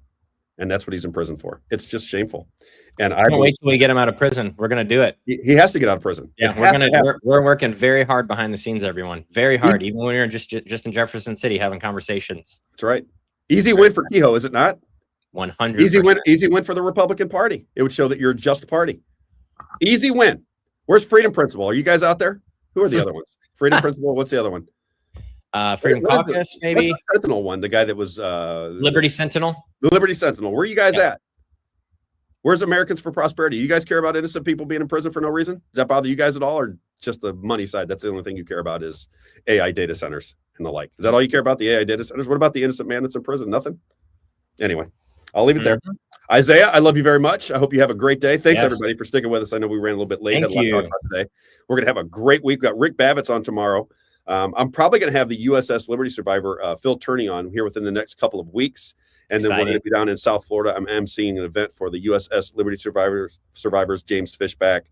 So it'll be a lot of celebrities there. It'll be very interesting to see how I float around with these big wigs in the podcasting world. But nonetheless, have a great day. Get out there and enjoy it. And again, ECS Roofing. ECS Roofing. One more shameless plug for ECS Roofing. If you have Crazy Storm just came through here while we were on. Yeah, if you have damage to your roof, if you have damage to your gutters or your siding, I know the weather's getting nasty there in Missouri. So if you have any kind of damage repair that you need done, especially roofing, ECS Roofing is our guy. They're the ones supporting us. There's our phone number below, right there. There it is, right there, 314-486-3567. Write it down. ECS Roofing. You can check them out on Facebook. That is our contractor for the Robb Carter Show. I'll see you tomorrow morning at 9 a.m. Have a great day, everybody. Isaiah, I'll talk to you soon. See you later, everyone. Thanks for being with us.